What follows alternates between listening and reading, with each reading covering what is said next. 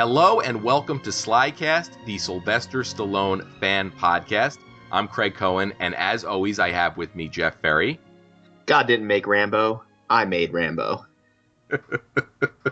And Jeff Hulit. I'm here, but I didn't do anything.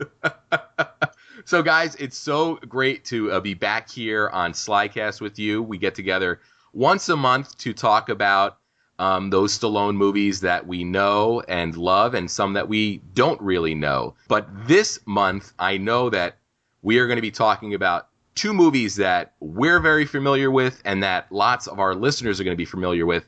And I just want to give an early advanced warning that I might get a little gushy when we talk about this first film, which is 1982's First Blood. It is one of my favorite Stallone films if I really had to sit down and list them out.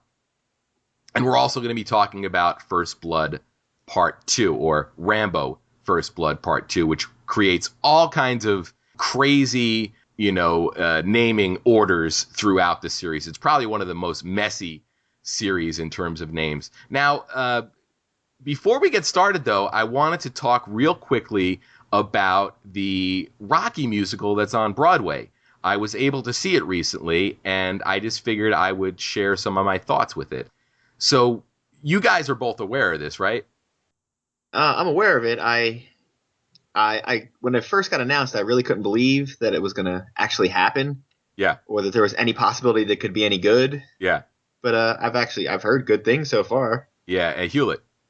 Yeah, I saw in the news when it was first coming out, and they did some, what do they call those before they open? Like the previews. Yeah, the previews, and Stallone was there, and I think he had a couple of the other Rocky cast members there with him as well, and they were kind of coming out of the theater. And I saw a couple of clips. They interspersed a couple of clips in there with that news footage, and I was really surprised at the elaborate sets that I saw. So I was interested in seeing it.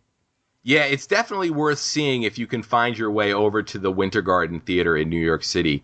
That's the Cats Theater. Yeah, now and forever, except except now. Whoa, stop right there. You just throw out that's the Cats Theater, and you think I'm just going to let that go? The Winter Garden Theater, man. You don't remember those commercials? Now and forever at the Winter Garden Theater. Yeah, I guess I was watching a little too much Rambo, I guess, to So I went to a 3:00 showing on Sunday, the day before my birthday. My family sort of surprised me with tickets to it, which was very cool. And I got to say, I really, really enjoyed the show. And my mother, who is not a Stallone fan by any stretch, actually came out of the theater after we saw the show and said, I really, really liked that. So coming from somebody who can barely stomach sitting through any of Stallone's movies, she thoroughly enjoyed the Broadway experience. And I'll say this, there are a couple of slight differences between the show and the movie. Probably the biggest difference is the Paulie character. He's got a girlfriend who sort of runs the pet shop that Adrian works at. And the idea of Paulie with a girlfriend is odd, to say the least. But once you look past the character differences, it's kind of neat, because there was a period when it first started where I was like just following along with the movie in my head. And then when it deviated, I was able to get a little bit more comfortable and say, okay, this is going to be its own thing.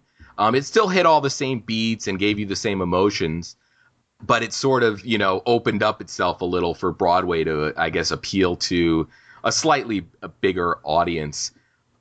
The most amazing thing about this show, though, is the staging. And Jeff Hulit, you had mentioned the news broadcast. There's video screens at certain points where you see news broadcasts and interviews.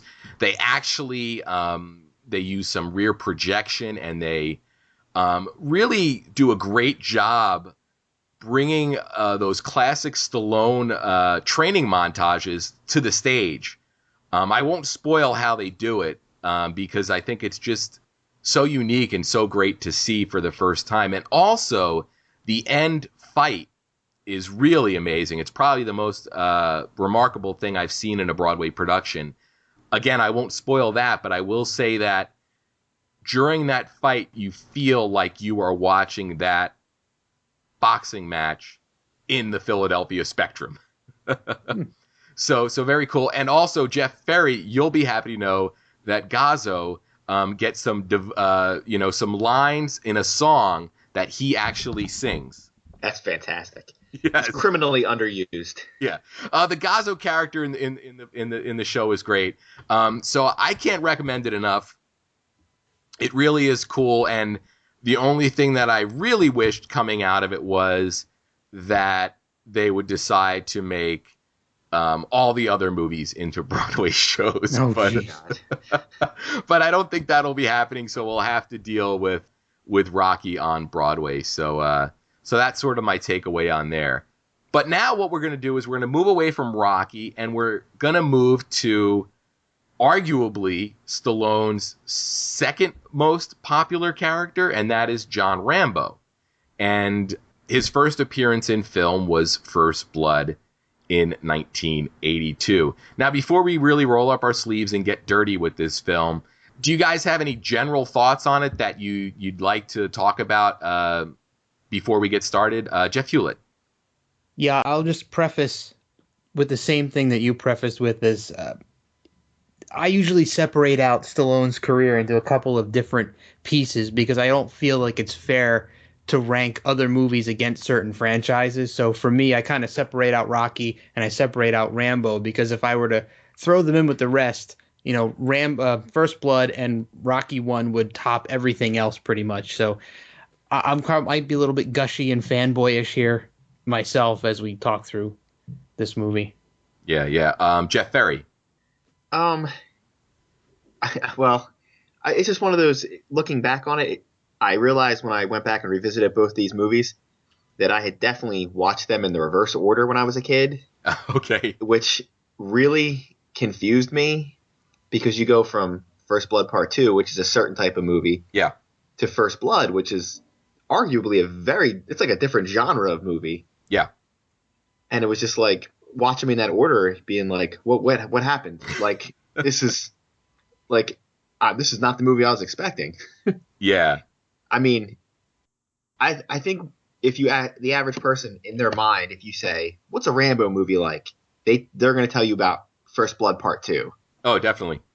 And it's like almost like they forget the first one. That's like if you ask, what happened in the first one? He's like, I don't know. He probably went in and killed a bunch of people. And like that's not the movie at all. It's like a really solid movie. I think people remember it almost worse than they should. You need to rewatch it to see how good it actually is. Yeah, and it's one of the things about First Blood for me is that movie really feels Oscar worthy to me, and I'm not big on being disappointed when movies don't win Oscars or don't get nominated for Oscars, but I almost kind of feel like this movie got overlooked. In addition to Stallone's performance, you have some other great supporting performances. You have a really solid script. And I guess it just leaned a little too far into action movie territory to really sort of get that kind of consideration. But I almost feel like this is that kind of movie. And for people that, do think that Rambo is sort of Rambo First Blood Part 2, this movie has a lot to offer. And for its R rating, it's not incredibly graphic, which isn't to say that it's not violent, because it is violent.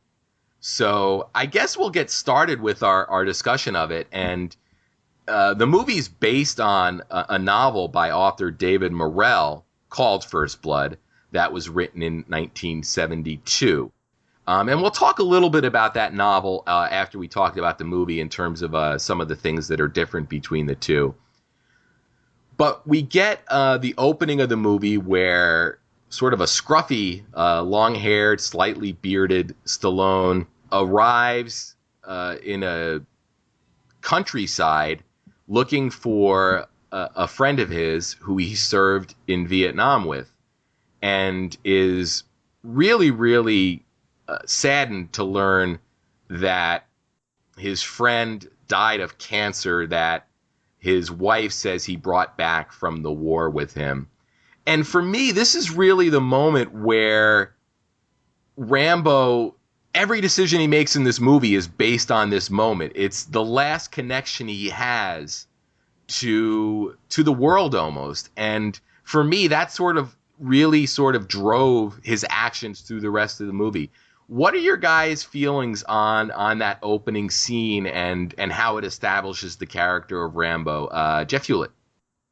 Yeah, it's kind of a depressing way to start a movie, and it really sets a sort of a somber tone, especially because they kind of mention Agent Orange as the reason why he got cancer. And that was still kind of fresh in people's minds at the time because it was kind of controversial. I remember hearing a lot about it when I was a kid, back in the late 70s and in the early 80s and all of the fallout and after effects of Agent Orange. So I think coupled with that and, seeing the sadness, and you see the hope that Rambo has when he arrives there and he's got the address and he doesn't get it at first. And she's trying to tell him he's not there. And he doesn't really get it. And then she kind of drops that bomb on him and he just kind of gives his condolences and walks away. Mm-hmm. Very somber way of starting a movie, but I think it's a very effective tone setting. Yeah, and that moment where he shows her the picture of them together to further prove that they were friends, and he gives it to her. That's really him handing over that memory. Really, really powerful. Jeff Ferry. Yeah, he's going to find his friend Delmar Barry, and he's like, that's basically his last link to like a good time in his life. Well, not a good time, but like when things meant something to him. Yeah. Like these were his brothers, and he'll explain later that he'll say they're all dead, So this guy was the last guy alive, and now he's dead. And I think, like you said, all the events are set up from that. Like if it wouldn't have been this sheriff, it would have been something else a month down the road. Like he could not be pushed anymore. Yeah, he has no ties, he has no family, he's at the breaking point. The only thing that would avert everything is he just needed to be left alone. He didn't need some person to start pushing his buttons because eventually he was going to snap and push back. Yeah. And, he's sort of in a terrible coincidence for everybody involved. He goes into town and runs into the local sheriff, Teasel, played by Brian Dennehy, and he sees Rambo's jacket, but doesn't really put together the fact that he might be a veteran based on how he looks. He even makes a comment that, you shouldn't be wearing that jacket looking like you do. He drives Rambo out of town, and Rambo just really wants to get something to eat. But beyond wanting to get something to eat, he's stubborn in the fact that he knows he hasn't done anything wrong and he has a right to be there, even though Teasel is sort of trying to keep a vagrant element out of his town. And he even says that, if one of you shows up and sticks around, more of you are going to show up and stick around. So we get this back and forth where he drops Rambo off at a bridge, tells him, which way the nearest diner is outside of town. And as soon as he starts driving away, he looks in his rearview mirror and sees Rambo walking towards town. And that ultimately leads to Teasel arresting him.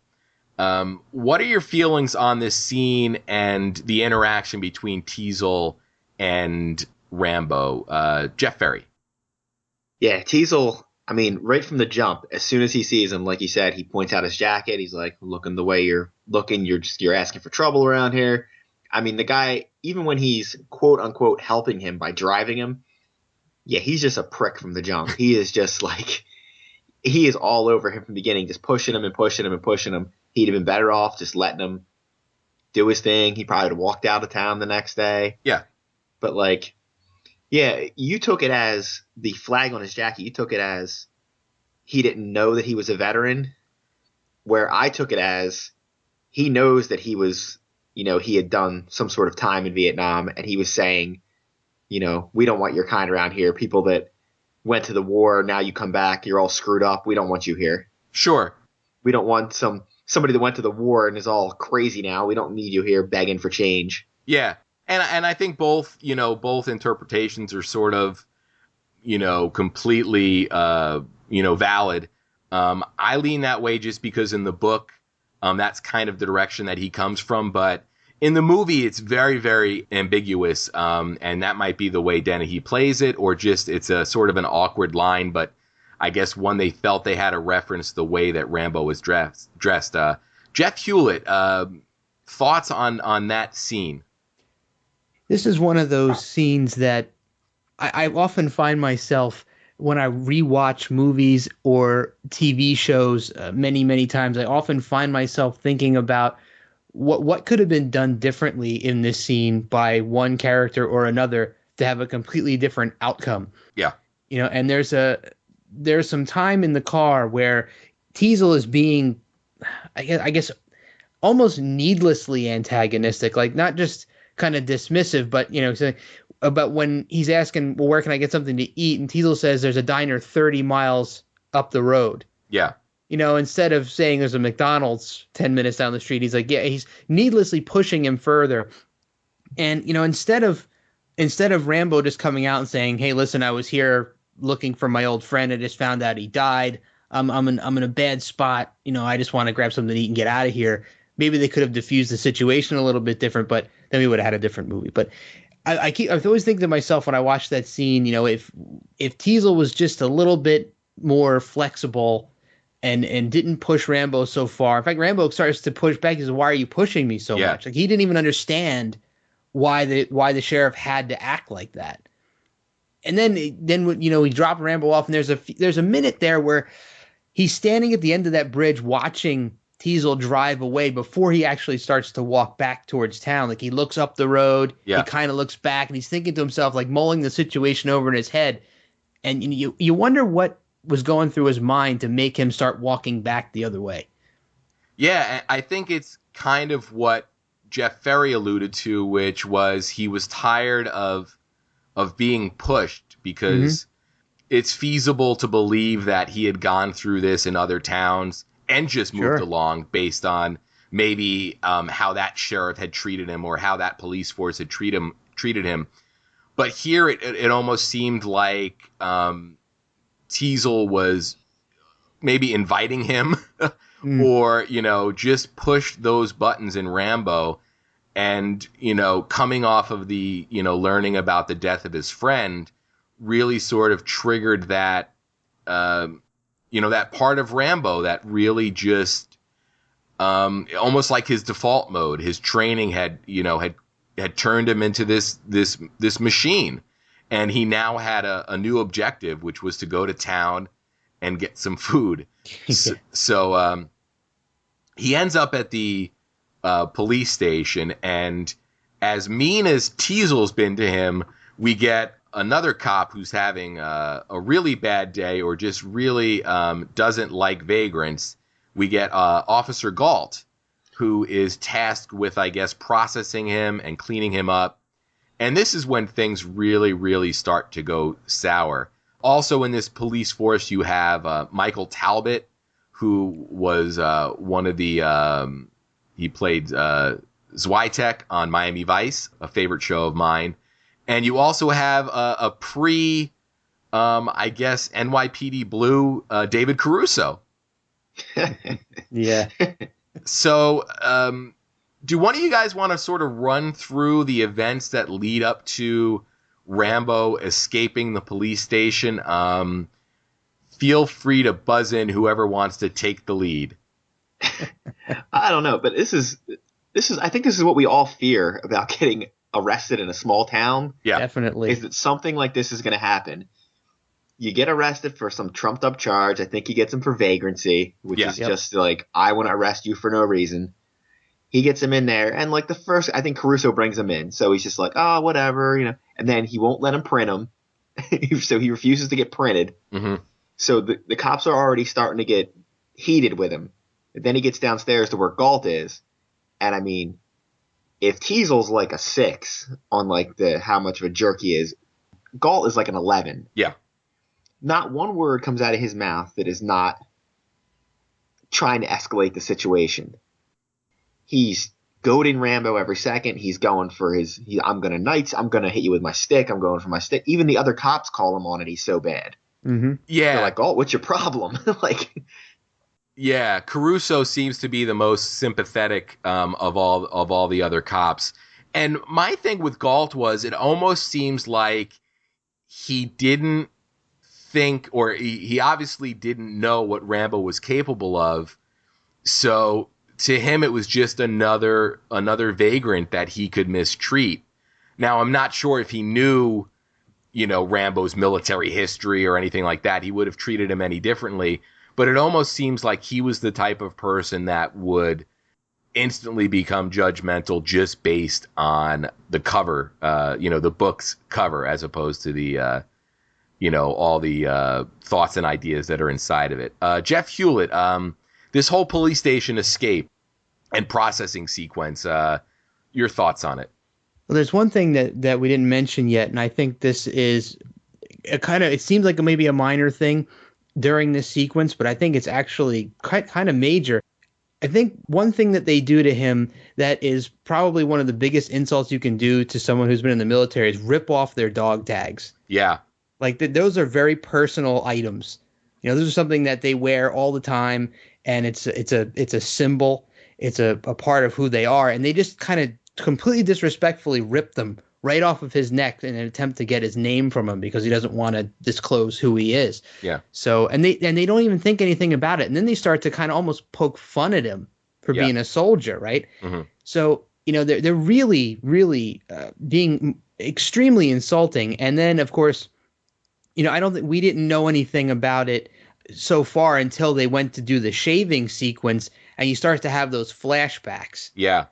And you start to see him, in that kind of an underground dugout hole with the bamboo over top of him, and that when how he kind of his mind equates the shaver to the knife cutting his chest. Yeah, you can see, his whole collapse from start to finish. Ripping off the tags and threatening him with the sticks and hosing him down naked, which is extremely embarrassing as well. I mean, I don't know what more they could have done to set him off. And I having watched the movie so many times, you're watching this again thinking to yourself, these guys have no idea what they're doing right now. Yeah. Or what they're in for. Yeah, and you brought up a good point in that everything that transpires in that scene pretty much leads to Rambo almost just he reacts without really even thinking. It's all like a primal reaction based on his experiences as a POW, and ultimately his training kicks in and he disables 3 guys down in the basement. The one that's 2 are holding him to shave, and another one's going to shave him. And then on the way out, he takes out Teasel, who he gives that nice kick to the chest. And then 2 other guys on the way out of the police station. I think he gets at least 2 more guys on the way out. Yeah, before finally jumping on a bike and having a high speed chase with Teasel in pursuit.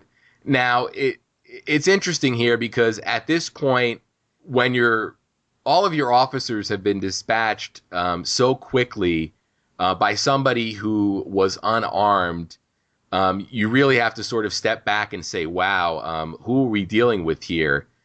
But at the same time, they have a guy that just broke out of custody, so they have to go in pursuit. Galt is ready to open fire in the street, and Teasel talks him talks him down from it or pushes the gun away when he fires. And then Teasel gets in pursuit, and we've got this chase with Rambo on a dirt bike, a motorbike, and he ultimately tracks him to the woods. And it's in one of the comedic moments of this film, and there are a couple. Teasel tries to take his standard issue police cruiser off road to disastrous results. Any highlights or moments from this chase that jump out at either one of you guys? Jeff Hulit. Yeah, I love how he rolls the car into the ditch. It's a, kind of fairly standard chase. Some pretty cool motorcycle riding Yeah. that goes on there. And I was kind of questioning what Rambo was thinking once, the Dennehy's car flips over. It would have been probably easy for him to kind of flip around and go back the other way instead of, crashing out the bike, going up into the mountains even higher. I was thinking to myself, he probably should have just quickly turned around and rode back the other way while Teasel was trying to get out of the car or whatnot. It just seemed kind of well, I guess maybe he figured, he's better off in the woods as he's, master of guerrilla warfare, as we'll find out later. Maybe he could find better places to hide, but I thought it would be better if he could get more distance. Yeah, that was my take, was that he wasn't running anymore, obviously. So he was just going to find an element that he was would have the advantage in. Jeff Ferry. Well, I kind of think when after he dumps the bike and heads up into the woods, I'm wondering if part of his thinking is, one, now I'll be back in an element he's pretty comfortable in, living off the land in an area like that. And I wonder if part of him is also thinking, there's no way these people are going to be stupid enough to try to come up here after me. Yeah. Like, why would they bother come up after me? But my highlight of the chase is probably Galt trying to open fire down a city street in the middle of the day. And that's not a problem for anyone. They just, Teasel pushes his hand out of the way, the gun goes off, and then he's just like, Galt, what are you doing? Yeah, especially in a town that really doesn't seem like they see a lot of exciting action. Yeah, this is not West Philly. This is, some town. There probably hasn't been, aside from like hunting, I'm sure there's not a lot of gunfire in the town square. Mm-hmm. But whatever. It's not a big deal. He just almost killed some pedestrians walking by. Yeah. Now, one thing that I wanted to mention at this point in the movie is the score by Jerry Goldsmith, legendary composer.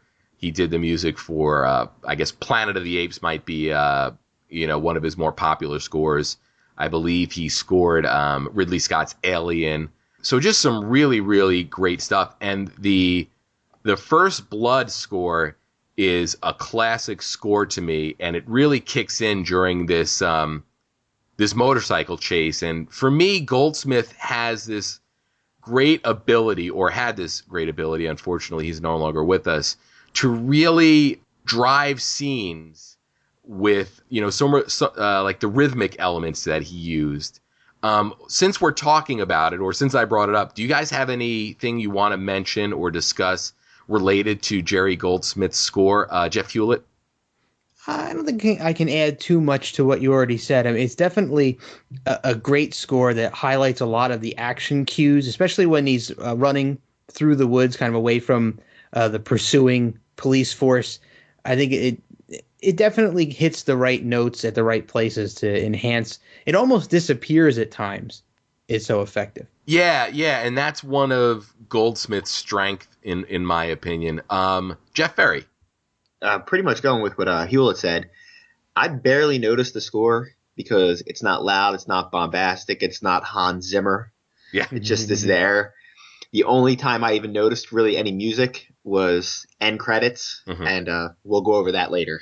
Yeah. All right. So at this point, we have the police in pursuit, and they've got a helicopter out looking for Rambo, and it's a pilot who they've sort of bullied into taking his copter up, and Galt, for whatever reason, the trigger happy Galt, and I guess the rest of the police with tracking dogs have tracked Rambo to the edge of a cliff that he's got no choice but to climb down, and sure enough, at that moment, the helicopter discovers him. And Galt opens fire on Rambo as he's climbing down, and we've got this great high fall where Rambo sort of looks up, looks down, sees a tree, sees water, and figures he's gonna throw his money or his life in that direction. And he hits the tree, and he has a pretty violent fall. I guess he cracks his ribs maybe, or gets stuck. and ends up on the ground. Before we get to the aftermath of that, anything in this chase leading up to the helicopter discovery by Galt that you guys want to hit, Jeff Ferry? I'm wondering if Galt doesn't pull his maniac action that he does, what was Rambo's play at that point? Was he going to come down and be like, well, I guess you got me? Or was he going to climb down and still attempt to get away? Yeah. I mean, we'll never know because he has to, do what he does. But and also, when he falls into that tree, I will say this. I don't think anybody does sounds of pain quite like Stallone does. Like, when he gets hurt, I feel it. Yeah. His grunts and groans and screams, they hurt. Like, when Schwarzenegger does it, I laugh because it's funny. Yeah. Like, he does it, and I'm like, that sounds like the most painful thing I've ever heard. Yeah. Yeah. Jeff Hulit. Yeah, and he not only does he sound out the pain well, he also plays the pain well. So you can tell when he hits that ground after falling through the trees, and you hear the limbs snapping, and he's got that gash on his arm, and he's kind of like holding it and hobbling up against the back of the tree because he's still got Galt up there, ready to squeeze off a few more rounds as soon as he sees where he lands.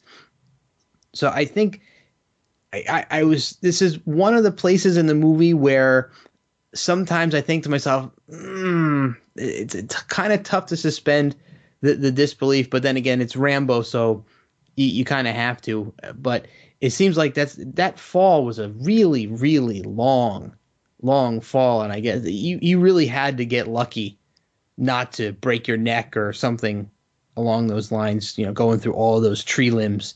Yeah. And hitting rocks. Yeah, it almost seems like his hand was forced based on the fact that he was being definitely shot at. And that sort of brings me to a point that I want to talk about with this movie, and it's the way the action's executed in this movie. This, to me, is one of the, I don't know if gritty's the right word, but I'm going to say it's one of the grittiest action movies I've ever seen where there's not a moment where I see the seams of the movie making process.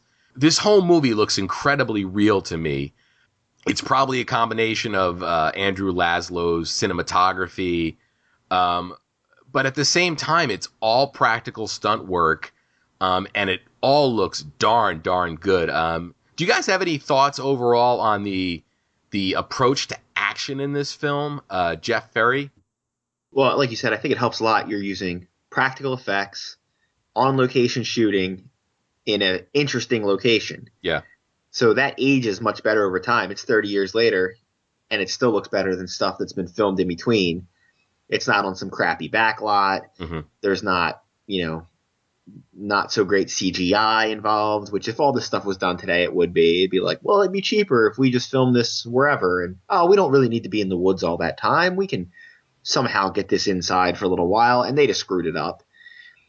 And like you said, the action scenes aren't as much as, like, I hate to rip the following movie in the series. There's no scene of a guy standing in a field firing a machine gun and all of us wondering, like, how's nobody shooting this guy? Yeah. Like, you understand how he gets the better of everybody because he's better trained, he's smarter, he uses the land to his advantage. Like, you understand how he gets the drop on these guys. There's no point where you're like, oh, I don't understand why they're not catching him. Well, you know exactly why they're not catching him. He's better than they are. Yeah, it's really an unfair fight. But before we get to that fight, Jeff Hulit, anything you want to mention in regards to the overall look and presentation of the action sequences in this movie? Yeah, I'm also going to give a nod to the choice of location for this. I think that the forest areas that they chose, and especially when he's climbing down that rock face, all of these great locations were chosen so perfectly so that they're essentially timeless. Like Ferry said, you could watch this movie today, you could watch it 20 years from now, and locations like that still exist. If you go on a camping trip somewhere, in northern the U.S. or even into Canada, you'll see places that look a lot like that. So it added to the realism. Especially as we get a little further into the movie where he's single-handedly taking out this entire search party via various, traps that he set up and places that he's found to hide and jump out of. it all works very well together, and I think it kind of ties it very cohesively and effectively. Yeah. So at this point, we've got Stallone on the ground. We've got Galt up in the helicopter, continuing to shoot, and Rambo has a rock that he gets, and he throws it at the helicopter, and it causes the pilot to shake the copter, and Galt has falls to his death. Pretty much. And at that moment, we have Rambo starts to approach the body, and then the rest of the posse have sort of gotten to the edge of the cliff, and they start shooting at him. Well, I think he approaches, he sees them, then he backs off. Yeah. And then a little while later, he steps out. Yeah, he's he's ready to give himself up. Well, he's saying, just leave me alone. There's already one guy dead. I didn't do anything. Mm-hmm. He's still preaching that. I didn't do anything. And then, just like they keep doing in the movie, nobody will listen to him. They just open fire again, and he gets winged by one of them. Yeah, and that's really the moment where Rambo really sort of goes into his survival mode. And we've got this amazing sequence where Rambo really just dismantles this police force. He really exposes their lack of training and also showcases Rambo's survival training and the skills that he has.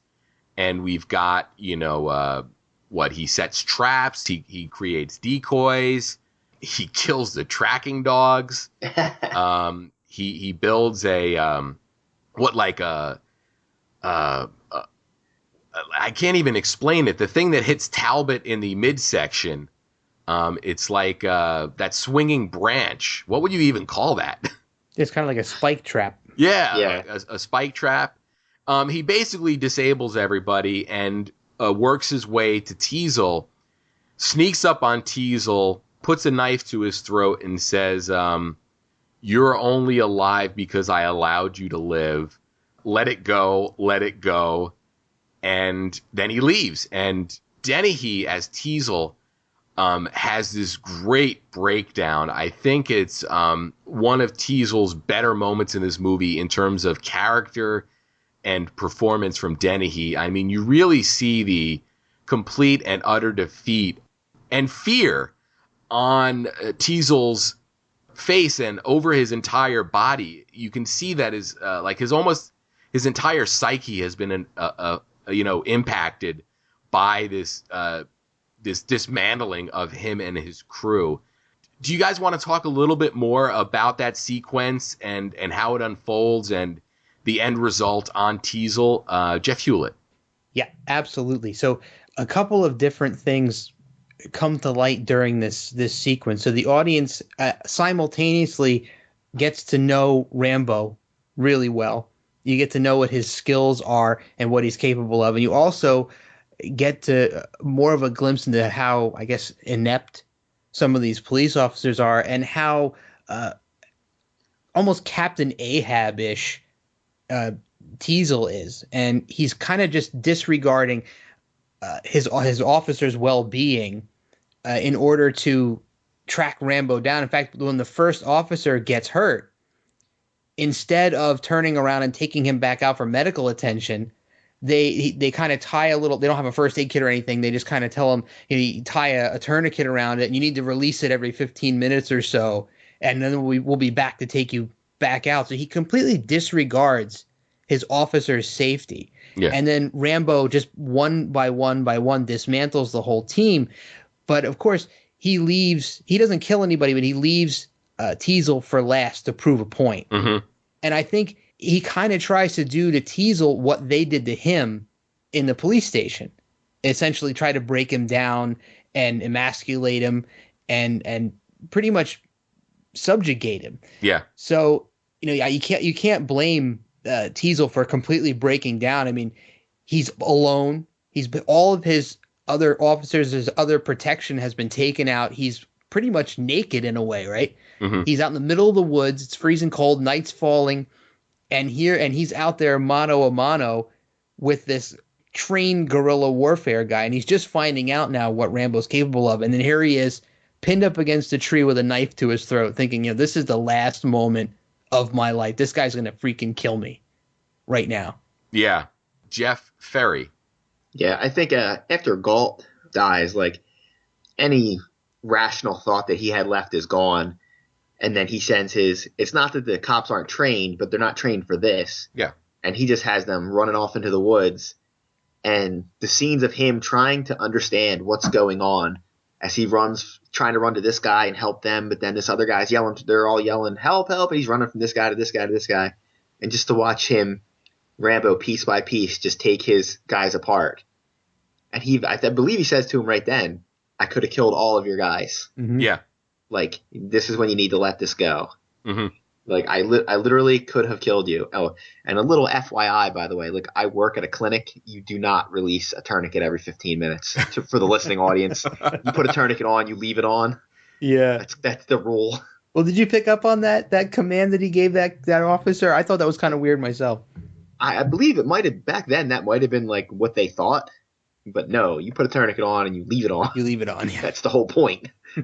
All right. Well, I think we've delivered a public service message, because I definitely know now that I will disregard Dennehy's instructions on how to use a tourniquet. If it ever needs to, hopefully it will save my hide one day. So thank you for that. So at this point, Rambo is in full-on war mode. He is ready to take this all the way as far as it's going to go. Teasel has to retreat and regroup, and I guess they call in the National Guard at this point, and there's like a temporary command center set down at the bottom of the mountain. And at this point, we have the introduction of Richard Crenna's Colonel Sam Troutman.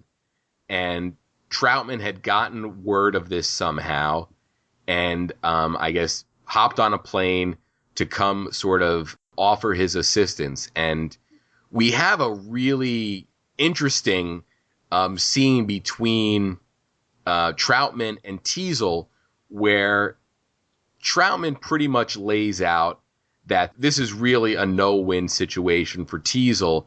And Teasel at this point has sort of regained his composure and his swagger, if you will, and really battles him and says, one of your guys that you trained cracked, and you can't deal with that, and now I'm going to take care of it. Any takeaway from this sequence between Teasel and Troutman, Jeff Hulit? Yeah, pretty telling stuff that was going on. And something that I found really interesting is if you hear the news broadcasts that are going on in the background, you hear the reporters, they're telling a story in which the police were, these triumphant guys, and, due to their training, they've got this guy cornered. So, they've completely given a snow job story to the media about what actually went down up on that mountain. And, for Teasel to do a complete turnaround after being completely emasculated, it's very strange, especially after he finds out exactly who Rambo is and he knows what he's capable of, yet he still insists on being the cowboy. I guess now he's got reinforcements behind him. He figures, now he can go up and take him out. Yeah, and I think it's also almost like Teasel, sort of trying to redeem himself to himself. Right. I think he is really, really ashamed of the way he acted and responded, and this is his opportunity to get revenge or to reclaim that the things that Rambo took away from him. Jeff Ferry. Well, Colonel Troutman is by far my favorite character. He is just fantastic. I think he gets all the best lines. He just to stand there in front of Teasel, and every time Teasel's whining, complaining, he did this. Like when he's like, we're going to go out, you're just afraid we're going to go up there and kill your boy. And he's like, I'm not here to save him from you. I'm just here to save you from him. Yeah. Like the thing that he's amazed about, he knew Rambo would get away. The thing he's amazed about is that Rambo didn't kill them all. Yeah. He's just like, I can't believe he let any of you live. Yeah. He basically says Rambo slipped up for whatever reason. And, he ends that scene with that great line, you're going to need a big supply of body bags. Yeah. Oh, yeah. And then at the same time, he also tries to defuse the situation by saying, put your search, into effect, leave a hole for Rambo to slip through, and somebody will pick him up 2 weeks from now working at a car wash in Seattle. That almost seems like the most logical thing to do.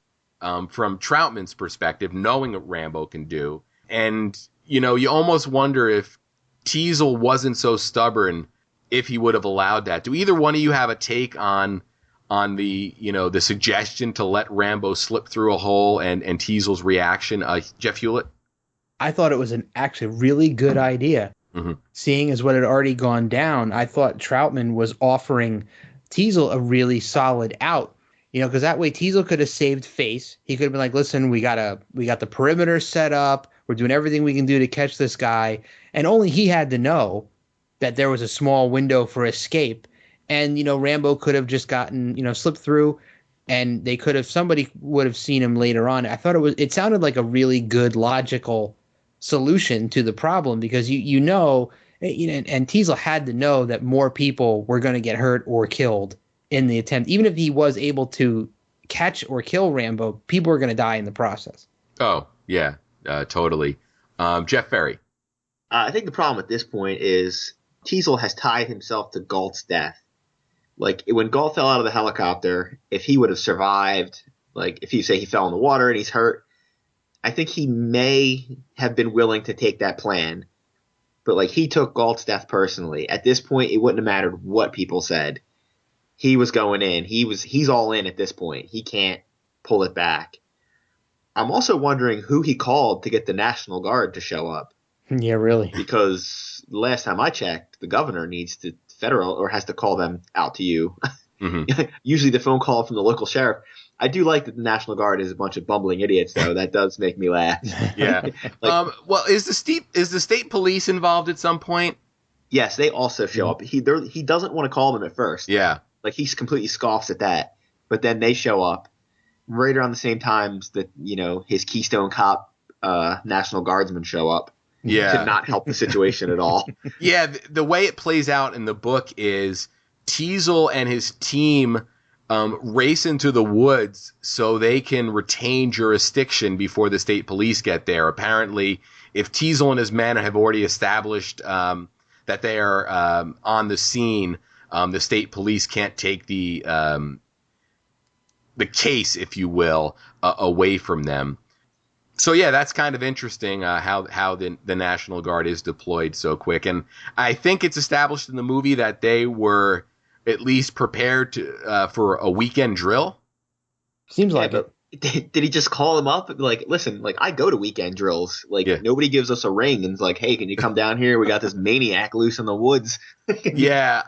Can you just grab one of your bazookas and come down here? Yeah, I'm not sure if I watched the movie again and read the book again before this recording in such close proximity that some of those smaller details are getting confused. But I think in the book it's stated that that whole National Guard unit was getting together that weekend anyway. But I guess regardless, they are engaged, and they track Rambo to a mine shaft that he has taken cover in. And they ultimately, after a shootout that really tests the mettle of a lot of those guys, the head guy with the National Guard crew, against orders or against Teasel's direction, fires a rocket into the mine shaft, effectively killing Rambo. And that upsets Teasel immensely, because this is something that Teasel really wanted to do. He wanted to get his hands on Rambo and bring him in, or worse. What do you guys think of the bumbling National Guard sequence, and ultimately, Teasel's reaction to it, and almost Troutman's reaction to it as well? Because it seems like Troutman can't believe that Rambo would have gone out like this, and in the back of his head, he does have the suspicion that Rambo's alive. Jeff Ferry. Yeah, I think Troutman, he only entertains the idea of Rambo's death for about 5 seconds. And then you see him kind of look up the hill. He's the only one that realizes, like, hey, maybe this mine shaft's a little deeper than like 20 feet. Mm-hmm. And all they did was they shot a rocket in there and they caved in the front of it. Yeah. Like, he very easily, even if he ends up escaping out of another exit, but he very easily could have been 100 feet down the cave, and he's stuck in a cave in. Yeah. So, like, they're hooting and hollering and whatever. I was like, this guy has, like, literally taken out handfuls of guys already. By now they know his history. Like, I wouldn't think he was dead until his body was laying in front of me. Like, how could you even think he was gone? Yeah, and that seems like Teasel was the only one that really wanted that, whereas it seemed like the National Guard guys were comfortable enough to say, hey, we did our job, now let us go. Jeff Hulit. Yeah, this is one of those comedic moments that you had mentioned earlier on with the guys, the lead guy telling the one guy, oh, you go in there. And he's like, no way, I only do this on the weekends. I didn't come out here to die. So they knew what they were up against. And I thought that it was kind of a strange, the way that they handled after the mine shaft had been caved in the front. And, Dennehy's frustration almost seemed to be more about not being able to get a look at the body because it was caved in so bad that it was going to take a long time to dig him out. And he kind of gives the National Guard guys the orders to dig him out. But I think Dennehy had the right approach in not assuming that Rambo was dead. And I think it just compounded the frustration thinking, well, he believed that Rambo was killed in the explosion in the cave-in, but he couldn't prove it. Yeah. So that was super, super frustrating. And if you're an astute watcher, like Ferry said, you watch that short little bit where Troutman's kind of looking around and like looking the hill over. And by looking at Troutman's face that he knows, you got this kind of a tacit assumption that Rambo is still alive. And we as the audience know, but we know at least Troutman also knows that he's going to come back. He's going to surface. He just doesn't know what he's going to do or how he's going to go about finishing this war that he started. Yeah. And prior to that, I guess there's a brief radio interaction between Rambo and Troutman where Troutman tries to talk him down, and we get that great speech from Stallone where he says they drew first blood, not me. And, it's really Rambo sort of justifying everything that he did to what you could almost call like his father figure. I thought it was an interesting sequence, and, those scenes are always probably tough to pull off from an acting standpoint where you're basically talking to, a radio in your hand. But I thought both actors handled it incredibly well. And then at this point, we reach a part of the movie where, we cut away from Stallone for a while, right? We have the moment where everybody thinks Rambo's dead, and we have Troutman at the local watering hole having a drink, and he has some interaction with Teasel, where I guess Teasel gets some more digs in. Anything you guys want to flesh out about this sort of non-Rambo sequence of the movie, Jeff Ferry? I think this is the time of the movie that we are all supposed to take a deep breath. Yes. Because prior to this, there's been about 30 minutes, since he breaks out of town and the car chase, it's basically action, action, action, action, action, action. Yeah. Not crazy action, but everything's been in motion. Mm-hmm. And then I think there's this quick, I think it's 5-7 minutes where you get a little bit of character with Troutman and Teasel. Then you're sitting there thinking, well, what's Rambo's next move? You'll see him try to get out of the mine soon. What's his end game here? Because he could very easily just wander back off into the woods and try to hide, which I wonder if he may have tried to do. They kind of make it look like it was impossible, they were still looking for him. But apparently he has a different idea of how to end this. Yeah. Jeff Hulit. I thought it was kind of interesting that Teasel for a moment tried to apologize to Troutman for, being a dick or being out of line, but then pretty quickly went back to being a dick to Troutman again. They started to butt heads again. So you kind of wonder what Teasel's state of mind was at that point. Is he just kind of accepting that the situation is over and trying to go back to what he normally does or who he normally is, mm-hmm. and only to, be confronted again with Troutman and have, the whole situation bubbling up in his mind again, about what went down and what could happen and when his own actions. And it was an interesting character sequence to me to see the two of them kind of punching back and forth verbally again before getting back to more action and Rambo actually escaping from the mine. Yeah.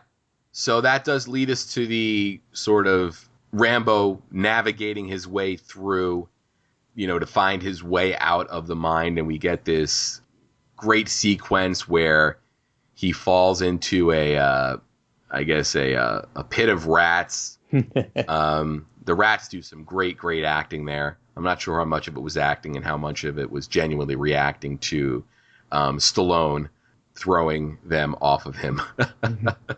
But a really effective scene. It really showed the hell that Rambo had to go through to emerge from the other side of the mine. And I'll talk a little bit about the book later, but this sequence in the book, it's actually they're not rats. It's actually a portion of the cave that is full of bats, and it takes up quite a few pages of the book where he's really afraid that he's going to get bit and get rabies. And when he first crawls his way in there, he is crawling through bat dung. So that's one of the differences there. And here it's totally effective with rats. And this pretty much brings us to the end of the movie, if I'm not mistaken, where Rambo commandeers one of the National Guard trucks, works his way into town, and basically brings the war to the town of Hope. Did I gloss over anything there, guys? I don't think you glossed over too much. I remember hearing in an interview or something with Stallone about the scene with the rats, and he actually got cut up quite a bit from their nails scratching into his skin. I think he actually had to go get a rabies shot after doing that scene, because there was at one part where he's kind of crawling through the water before he realizes that they're on him, and you see there's like 2 or 3 giant rats like on his back. Mm-hmm. So you have to wonder when he's trying to pull those things off. I mean, they're going to try to dig their claws into you to hold on, right? So, I mean, he from what I understand, he got cut up pretty good. Yeah, I think he references it on the commentary track on the movie that's available on most of the newer DVD releases. I think the original DVD release had a David Morrell commentary. Everyone after that, I think, either included both commentary tracks or has Stallone's commentary tracks. And I think he talks about the rats on that. Jeff Ferry, anything you want to talk about leading up into Rambo's attack on the town? Well, like you said with the rats, like that scene's very effective because it's very like visceral. Like you feel like those rats are there. Where like I feel like if you shoot that scene today, those are going to be CGI rats. Oh, totally. Like, it's going to look terrible, and there'll be like way too many. There'll be like 1,000 rats. Yeah. And you'll be sitting there going like, this looks ridiculous. Like, and there'll be like, so many, they're crawling over them, but in your mind, you're like, this looks so fake. Yeah. Whereas like a few dozen rats look real because they are real. And like even watching that now, it'll just creep you out a lot. Yeah. All right. So at this point, Rambo crashes his truck into, is it the gas station? Does he blow up the gas station before heading over to like the sportsman's store to get his weapons? Yep. Yeah, because he hits the gas station because they still think he's dead. Yeah. That's the first thing he does when he gets to town. Yeah, so he pretty much lights things up to let everybody know that he's there. Hey, guys, I'm back. Did you miss me? And then at this point, he gets some real weapons, and he just he directs most of his attention to the police station. He's really there for Teasel. And Teasel has worked his way up to the roof of the police station. He wants to get the high ground on Rambo, and there aren't really a lot of other cops on duty because I guess most of them are in the hospital from their earlier encounter. And it also looked like a fair amount of people were still out in the woods looking for him. Yeah. Mm-hmm. So until he hits the gas station, they're probably still out there. Yeah. So Rambo notices Teasel peering out from the roof, and basically comes underneath and shoots him up through the skylight. And that pretty much ends the movie from Teasel's perspective. We do see him getting taken out on a stretcher, and we see that he is okay at the end of the movie, or at least that he's going to live. And at this point, I guess, the authorities have shown up and they have the building surrounded, and Troutman convinces the powers that be to let him go in and bring Rambo out. And this is where we get arguably one of the most effective scenes in the movie. And it's a scene that is not in the novel. So this is a scene that was created specifically for the movie. And I got to say, this is incredibly effective and emotional, where Troutman is sort of telling Rambo, why he shouldn't have done what he did. And he makes reference to the fact that, Rambo references that you just can't shut these things off that you did and that you saw in the war. And Troutman has that classic line, "It's over, Johnny, it's over." And Rambo says nothing's over. And then he details, how everybody over there was an enemy. And you have this story where a little boy came up with a shoe shine box that ended up being a bomb that blew his friend up. And it's really powerful. And it's almost a hard scene to watch. I know, Jeff Hulit, we've talked about this prior to the recording. Anything you want to, talk about related to that end breakdown scene, that Rambo has?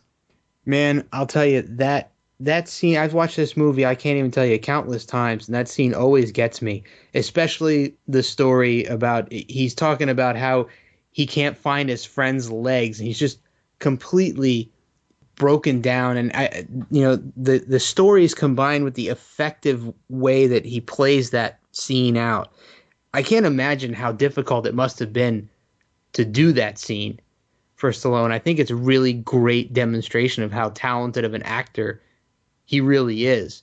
People always kind of hang the whole action thing on him, that he's just some action star. This does, big machine gun scenes and stuff blowing up. But the guy's got some chops. And that scene, I think, is one that you could put up and show people to prove, what this guy can do. And from what I understand, the stories that he was telling are actually real stories, relayed from real Vietnam vets. That makes sense. Yeah. So the story about the shoe shine bomb is actually something that really happened. And he's talking about he's picking bits of his friend off of his body, and he's actually doing the physical motions like he's actually reliving it. Yeah. In his mind. And one of the things I really like about the performance is there's parts of that speech where he slurs through it, where he's not really completely enunciating. And he also, one of the other powerful parts of that speech is when he talks about the reception when he came back home, where he says, over there I was operating multi-million-dollar equipment, and now here I can't even get a job parking cars. It really speaks to the real life plight that a lot of those veterans had. Jeff Ferry, anything you want to talk about related to that end sequence?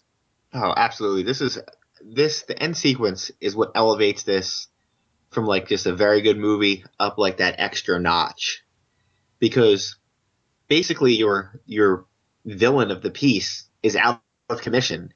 Like your movie's basically over. Yeah. Like he doesn't even get another line. He's done. He's been your main antagonist and he's out of the way. But then arguably your most important scene happens at that point. And after his famous line where he says nothing is over, nothing, his next line is, you just don't turn it off. Yeah. And that's what he keeps saying. Like, you sent me off to war, and now you wonder why I'm like this when I come back. And like, I still see guys. I mean, you could make this movie today, and he could give almost his exact same speech at the end.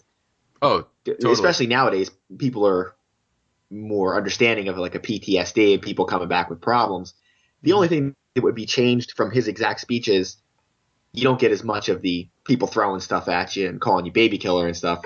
Thankfully, that has basically been phased out. People can separate the war from the soldiers now, basically. Right, yeah. Yeah, but, definitely.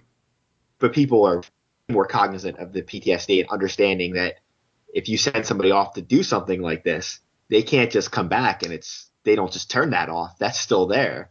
They have to somehow try to integrate in society. And he keeps saying, I could fly a gunship, I could drive a tank, I could do this and that. I can't do anything here. Like, I have no viable skills. And even if I did, his psyche's so scarred he wouldn't be able to do it. Yeah. And he also talks about the lack of a code. He said out there, I knew where I stood, and there were rules and there was order, and he's really come home to chaos. It really is just a really powerful scene. And the film had a little bit more than what we see, and it actually went to test screenings. There's a point where Troutman has a gun, and I guess he's pointing it at Rambo, I guess to threaten him, that it's really time to come in. And Rambo basically pulls him towards him and pulls the trigger, and Rambo dies. And the reaction in the test screenings was disastrous. People came out of the theater saying, this was a guy we were rooting for, and you just really, really bummed us out. So director Ted Kochev was able to navigate his way through that scene, editing-wise, find a logical cut point, and then they did a quick reshoot of Rambo being escorted out of the police station by Troutman. Do you guys want to talk real quick about, the ending of this movie, or the ending that we could have gotten, and whether you think it was the right decision or not? Jeff Hulit. I agree with the test screening audience. I think it would have been a horrible mistake to kill Rambo off at the end of this movie, because of the fact that, especially after you hear everything that he's been through. I mean, even if you were up to that point, you were thinking, this guy's kind of off his rocker. He's uncontrollable. He's going to wind up killing people if he continues to live. But you have to understand, you understand what created him and how he got to be the way he is. And I don't know how anybody could root for him to be killed or fail at the end of that movie. So I definitely think that would have been a bad move. I'm glad that they opted to give him the opportunity to just kind of go and serve out his, I guess, a prison term. And we find out in the next movie where he was sent to. But he does go and face the consequences for what he's done. Yeah. Jeff Ferry. I think the only way that ending makes sense is if two things would have to happen. One, he would have had to have killed the cops, the soldiers, everybody that came after him, because then you're like, well, this killer, maybe you don't care that he dies. Plus, this basically he couldn't give that speech at the end because it's so obvious that he's broken and that he does feel bad, but he just doesn't know how to live any other way. He's trying to live by his code inside his set of rules, but it's the world that won't abide by his rules. They're the ones causing the problems from his point of view. He's like, I have rules. This is my code. I do it like this. Nothing. And he says it earlier in the movie, nothing would happen if that sheriff didn't come after me. Exactly. Yeah. And I think that's, this is a good point to, talk a little bit about some of the differences between David Morrell's novel and the movie, because in the novel, during that sequence where the police are initially chasing Rambo through the woods, Rambo has already killed Galt. Back at the police station, he slices Galt open with a razor. There is a different guy in the helicopter. Rambo has quite a few weapons with him in the book, and he actually takes out the helicopter pilot and the gunman, with a rifle. And he kills all of the other cops, and Teasel only survives because he runs away, and Rambo makes a slight mistake that allows Teasel to escape. Now, before we get to Stallone's thoughts on the character, let's talk a little bit about some of the other actors that were considered. Now, this was a novel that was published in 1972, and the rights were instantly snapped up. So then we had, I guess, almost a 10-year development process. And during that time, names such as Clint Eastwood, Al Pacino, Robert De Niro, Paul Newman, Steve McQueen, Nick Nolte, John Travolta, Dustin Hoffman, Ryan O'Neal, James Gardner, Chris Christopherson were all sort of considered for the role of Rambo. Did any of those names jump out at you guys as sort of the alternate universe Rambo that you'd like to see, Jeff Ferry? I would like to see the Dustin Hoffman Rambo. That's what I would like to see. How does that work exactly? Yeah. There is no universe where he's imposing. Yeah. Well, that almost would have worked maybe, because that would have really sold the fact that the police didn't expect Rambo to be who he was. Jeff Hulit, any actors on that list that you would like to have seen play Rambo in an alternate universe? I can't say that there are any that I would like to have seen, but I think the only one, I don't know, it's hard to say. I mean, Chris Christopherson's face, I mean, the way he looks, he kind of looks like more of a gritty guy. I could maybe see him as a veteran, playing a role as a veteran. I don't know how he would play in an action type scenario. I don't know if that would be convincing or not. Maybe he could, but some of the other actors that were listed there were just too big of names. They were too polished, if you know what I mean. Like Paul Newman, way too polished. Ryan O'Neal, too polished. Yeah. I don't know. I can't see a lot of those names being right for that role. Maybe because I'm so I like Sly in this role so much. I can't clear my mind enough of Sly to picture somebody else effectively. Yeah. So we got to the point where the film had gone through a bunch of different directors. It ended up in Ted Kocheff's hands, and he was on board before Stallone was. And he did an interview recently for a website or a podcast called the Hey You Guys website, and I'll link to that in the show notes here. But he basically says he read the script and he really thought that Stallone would be a great fit for it. And he says in the interview that at the time his career was not in great shape. The two Rocky films had been huge successes, but the other films he made, such as Paradise Alley and Fist, had failed at the box office. The received wisdom in Hollywood was that Stallone only worked as Rocky, so my decision to hire him wasn't championed. I sent the script to Sylvester regardless, and he called me the next day to say he loved the idea. I've never had such a quick and positive response from a star in my whole career in the business, and he laughs. He only had one request, and that was to do a rewrite on the script with me, to which I agreed.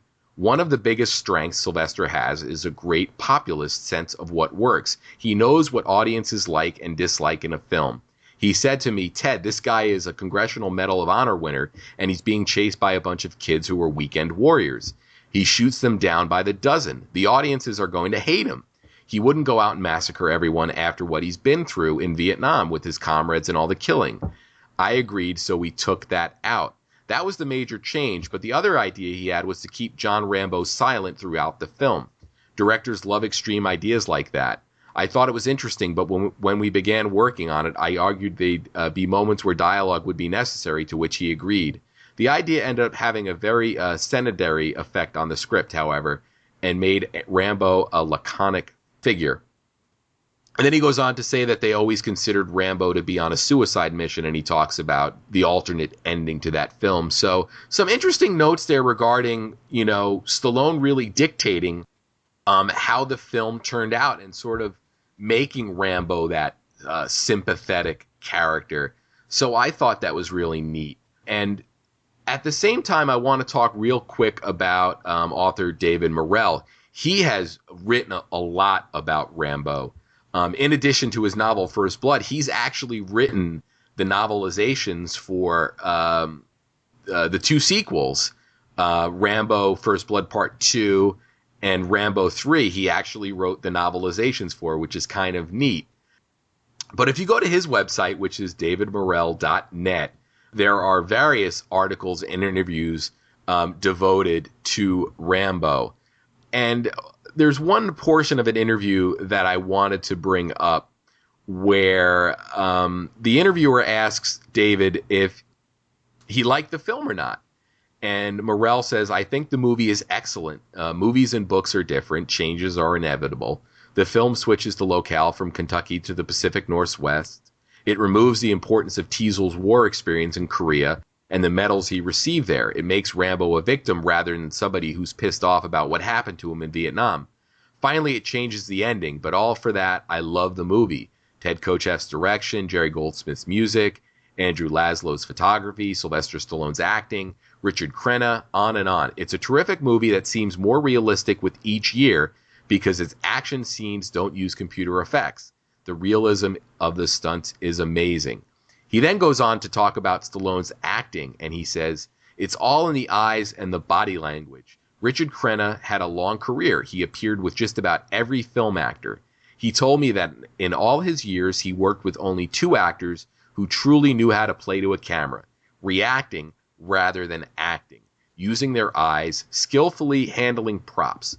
Those actors were Steve McQueen and Stallone. So some really great words there from David Morrell, who it's really cool to see an author comfortable with changes that are made to his characters and his stories to sort of serve the movie. It's a very sort of open-minded opinion for an author to have.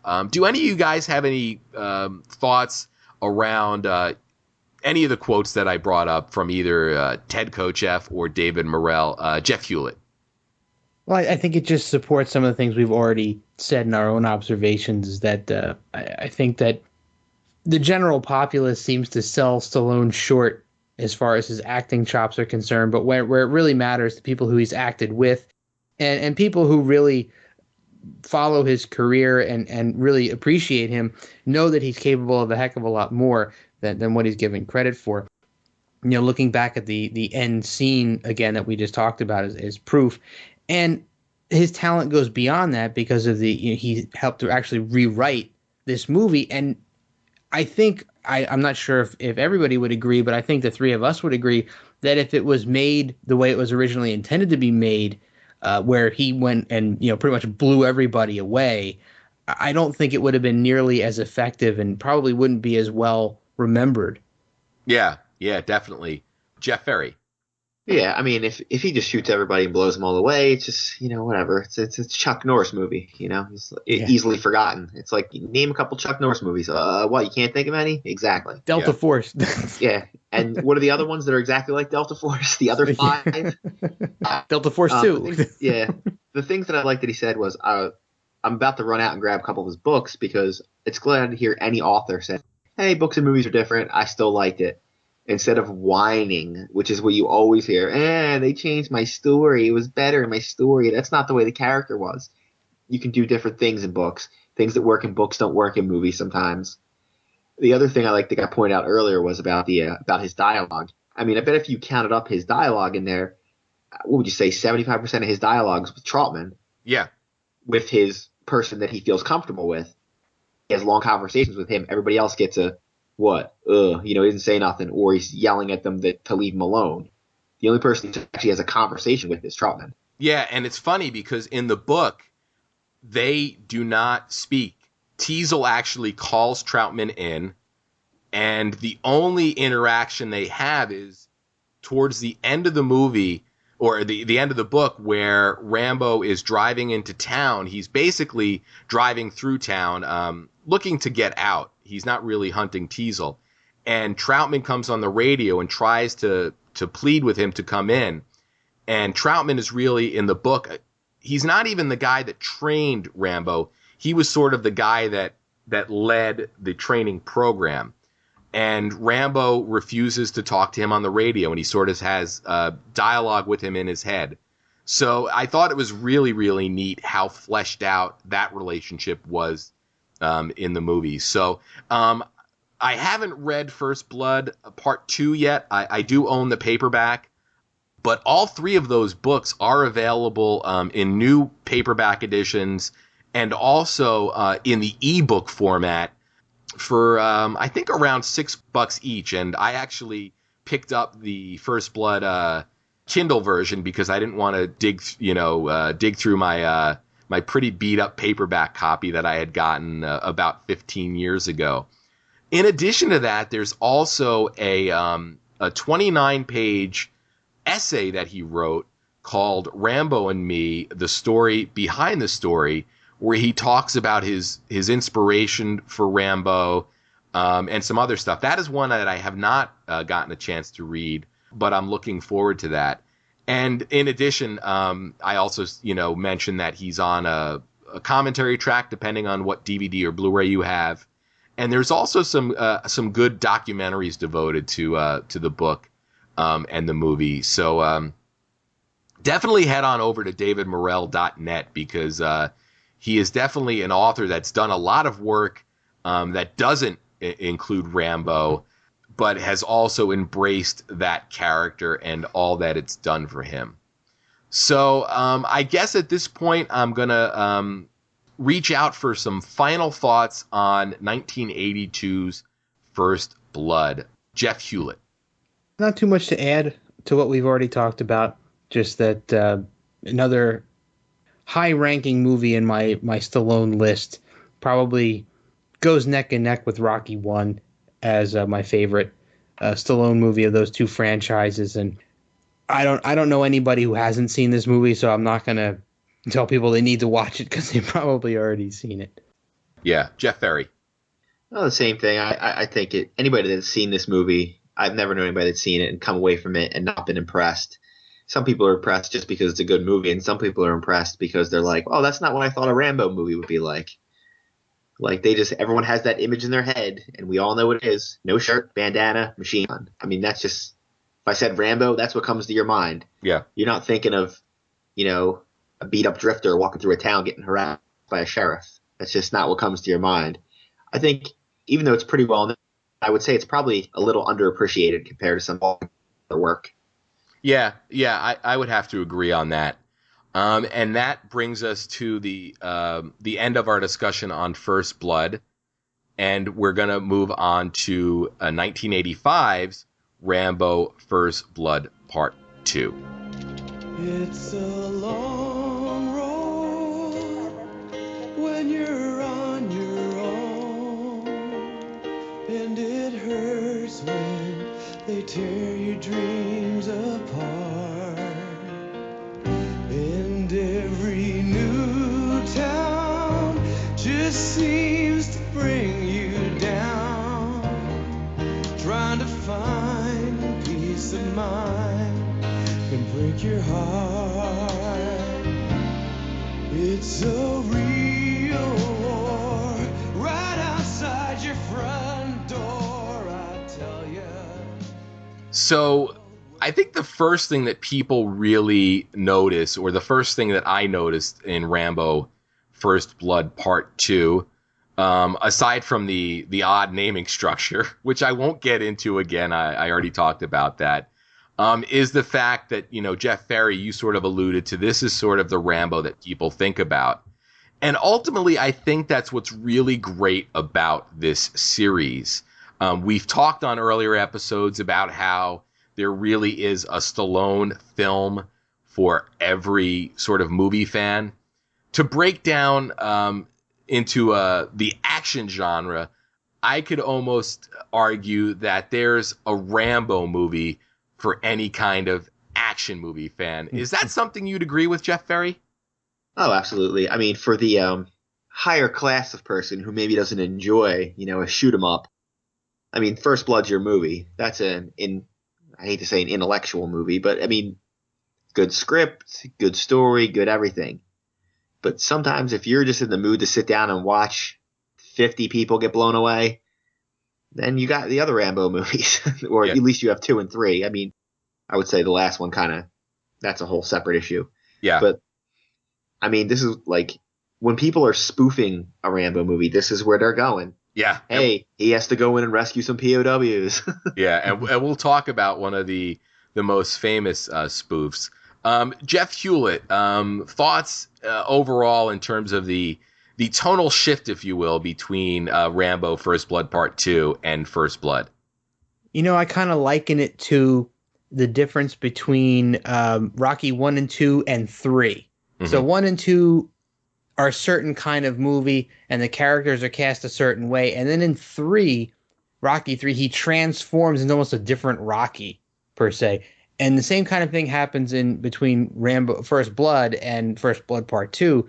They're tonally very different, and Rambo himself is kind of a bit different in 2 than he was in 1. He talks a heck of a lot more. Yeah, and my sort of takeaway from it was, I want to start off right away saying that this might be the best movie opening ever. You basically get a huge explosion on the side of like a granite, rock. Just amazing.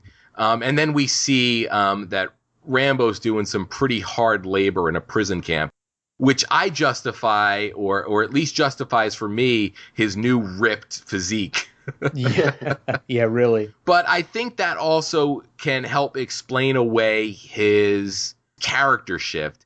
I think you still see a little bit of the First Blood Rambo in there, especially sort of encounter with Teasel. And when Troutman shows up and they're talking between the fence, I thought this was probably one of the most touching moments in the series, in the sense that Troutman's really apologizing to Rambo for him ending up where he did. He says, he tried his best to get Rambo better prison conditions, and he genuinely seems, apologetic about it. And Rambo sort of seems very willing to forgive him. It almost seems like Rambo's got a very sort of, Zen attitude here. I also like how stark the division is between them. We're constantly reminded that Rambo is on one side of this fence and Troutman's on the other. And this film was directed by George P. Cosmatos, who also directed, I know, one of our favorite collective films, or at least I know Jeff Hulit is a big fan of this film, Cobra, which we'll talk about down the line. Hell yeah. Cosmatos also directed Tombstone, which is a tremendous, tremendous Western. And another Tombstone connection here is the story is by the now deceased Kevin Jarre, who doesn't have a lot of writing credits, but the ones he does have are pretty neat. You have a story credit for this, but then you've also got Tombstone, and he came up with the screen story for 1999 of The Mummy, also the Civil War film Glory, which is pretty neat. And he died back in 2011 at the age of 56. But getting back to the interaction between Troutman and Rambo, we basically get Troutman saying, we have a situation that needs a resolution.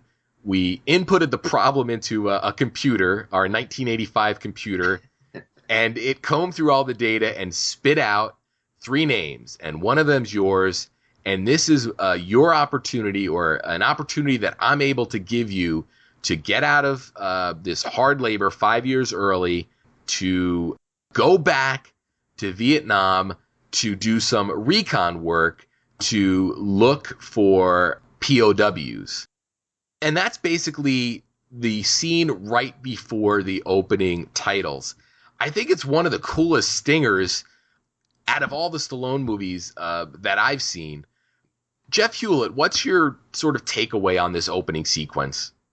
Well, it almost fits into the direct sequel. Not quite, because there's a gap of time there, but it does kind of pick up, where you left Rambo at the end of First Blood. So you see him, he's getting arrested, and you kind of wonder, well, what did they do with him? They had to put him in some sort of a max security facility somewhere. It turns out he's in a hard labor prison camp. So nothing really, essentially, besides him breaking rocks for who knows how long, kind of transpired between the two. So you almost get a direct sequel out of it.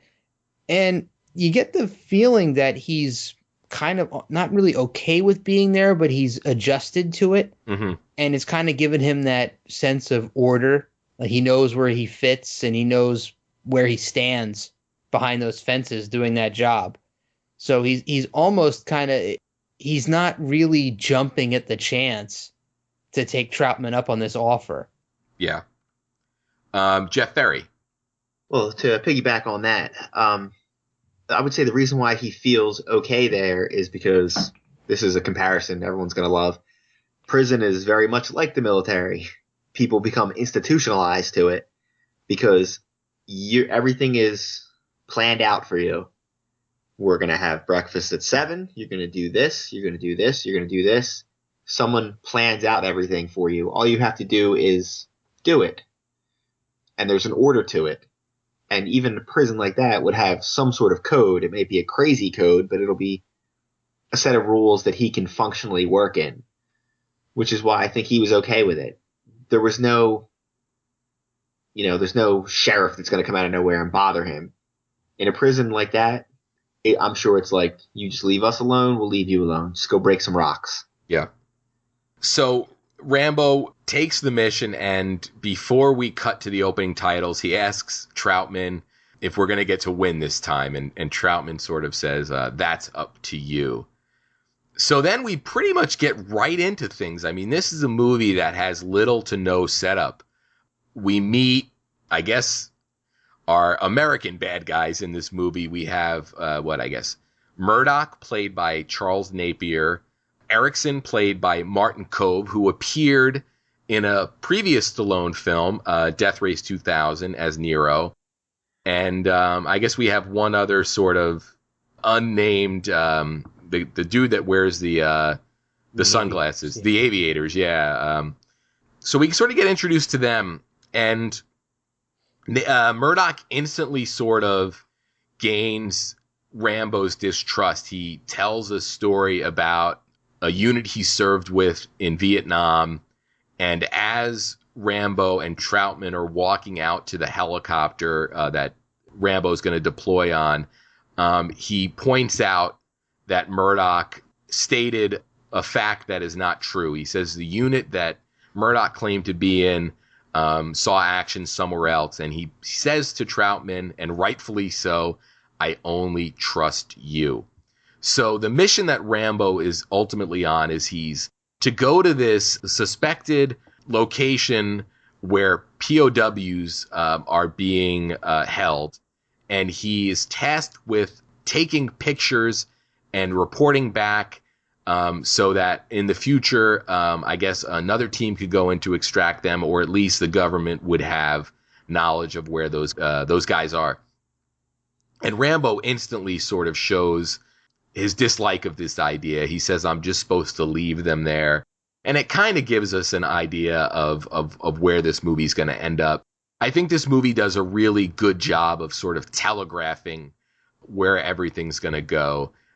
Before we get on the helicopter, any thoughts or feelings around Murdoch or Erickson, Jeff Ferry? Well, I mean, if you're a Rambo and you show up and you see Charles Napier and Martin Kove, you got to know you're in a rattlesnake nest right there. These are not guys known to play really good characters. Mm-hmm. Good point. I mean, apparently he never saw the original series episode with Charles Napier when he's like, isn't he the crazy singing hippie? I'm pretty sure he is. I think that's the same guy. Oh, well, we haven't gotten to that episode on the tricorder transmissions yet, huh, Jeff? No, sir. Oh, yeah. I'm pretty sure it's him. You'll see him when it shows up, and you'll be like, oh, God, there's the guy from Rambo. Oh, that's great. Episode, yeah. Yeah. Oh, excellent. Like, that's all. When I see him, I just think of that. And he's just like, he always plays like this kind of character.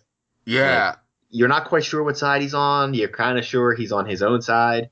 So we've gone from like the small town sheriff giving us problems to like the bureaucratic jerk that's now, screwing around with us. Yeah, these guys both really seem sort of, turned up. Like I said, this movie it's not hitting you over the head, but it's definitely telegraphing all of the beats that it's going to hit. And it's very sort of indicative of movies, action movies from this time period.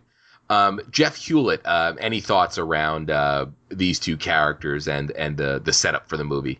Yeah, anytime you see Sensei Kreese, I think you're in for a good ride.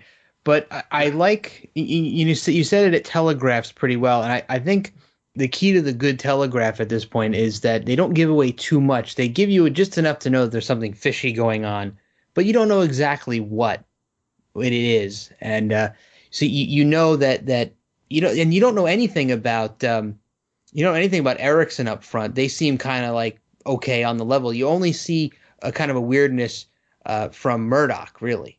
So you don't know the other two guys are kind of his lackeys, his mercenaries that are going to wind up causing some serious trouble here in a little bit. Yeah. So one thing that Troutman points out is that Rambo is going to need all of this technology to help him along the way. And it's really neat. We sort of see Rambo in like really advanced, I guess, tactical, or at least for 1985 standards, gear. And he's fully equipped to go on this mission. And when he's about to, I guess, parachute out of the helicopter, he gets caught up and he has to cut all of that technology free. It does two things. It makes for a really, really great sequence where we have Rambo sort of being dragged outside of this helicopter, but it also allows Rambo to jump into this jungle environment with no weapons, which would have been really hard to sort of logically write into the script any other way. Any thoughts on this whole helicopter sequence and Rambo cutting away his gear? Jeff Ferry? I mean, I hate to say this, but this might be the worst scene in the movie. Not that it's a bad scene. It's one of the few scenes that I feel is poorly executed. Yeah. Like, it looks pretty fake, and they would have been better off spending less time on it. Yeah. I feel like if the scene goes on for about like a minute and a half of him, he's trying to get loose, he's trying to get to his knife, the other guy's trying to get him free, but he can't get him free either. It's one of those, once you realize in the editing room, like, hey, this kind of looks, a little hinky compared to the rest of our movie, like, you got to make that scene quick. Yeah. Like, he goes out, he gets caught, he immediately cuts it. And then we as the audience understand what that was for. Okay, he lost all his technology. He lost all his fancy gadgets. I didn't need a minute and a half of not very good Stallone hanging out the wing here, holding on. And the whole time he's doing it, I'm like, I wish he would just let go and just, why is he still on there? Why am I still watching this scene? Like, get to the good stuff. I don't care about this. Yeah. Jeff Hulit. I completely agree with Mr. Ferry on that. I feel that scene is, I don't want to say unnecessary, but definitely overlong. It could have been handled quickly and neatly, and he didn't need to be dangling there for so long and having the other two guys screaming back and forth at each other about how he's stuck and this and that and the other thing. It could have been trimmed down a bit more. Mm-hmm. All right, so Rambo is now behind enemy lines, if you will. And it's been established that he is to make contact with, I guess, a friendly agent down on the ground. Now, this real quick is a moment where I want to talk about the producers allegedly wanted to work John Travolta into this film as Rambo's partner, and Stallone vetoed the idea. Now, we can only imagine the movie that we would have gotten. And in some other alternate universe, this movie did happen. But can you guys imagine Vinnie Barbarino sort of bouncing around the jungles of Vietnam with Rambo? They'd have had to have some sort of a dance contest thrown in there somewhere at the prison camp. Or so he'd have to dance for his freedom. Hey, Rambo, it's so weird. But instead we get a character, Ko Bao, played by Julia Nixon, who we've already talked about our Star Trek podcast, Jeff Hulit, has a Star Trek connection. She was on two episodes of an episode of two different series. She was on a Next Generation episode and an episode of Deep Space Nine. Wow. So that's pretty neat.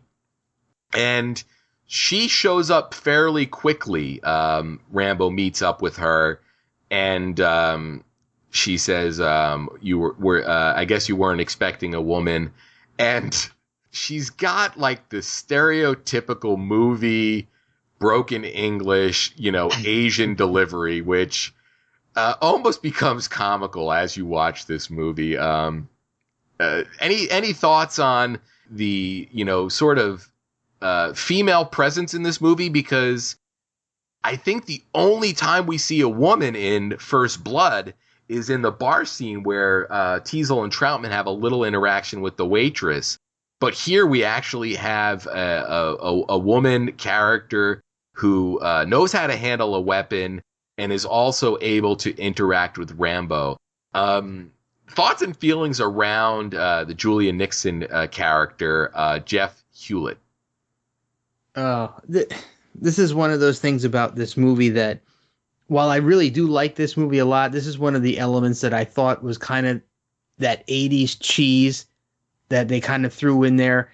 With the romantic subplot that happens a little later on. And it just kind of didn't feel quite authentic to me that his contact is not necessarily that it's a woman, but it's a really attractive woman who's well made up and well maintained in the middle of this harsh, arid jungle environment.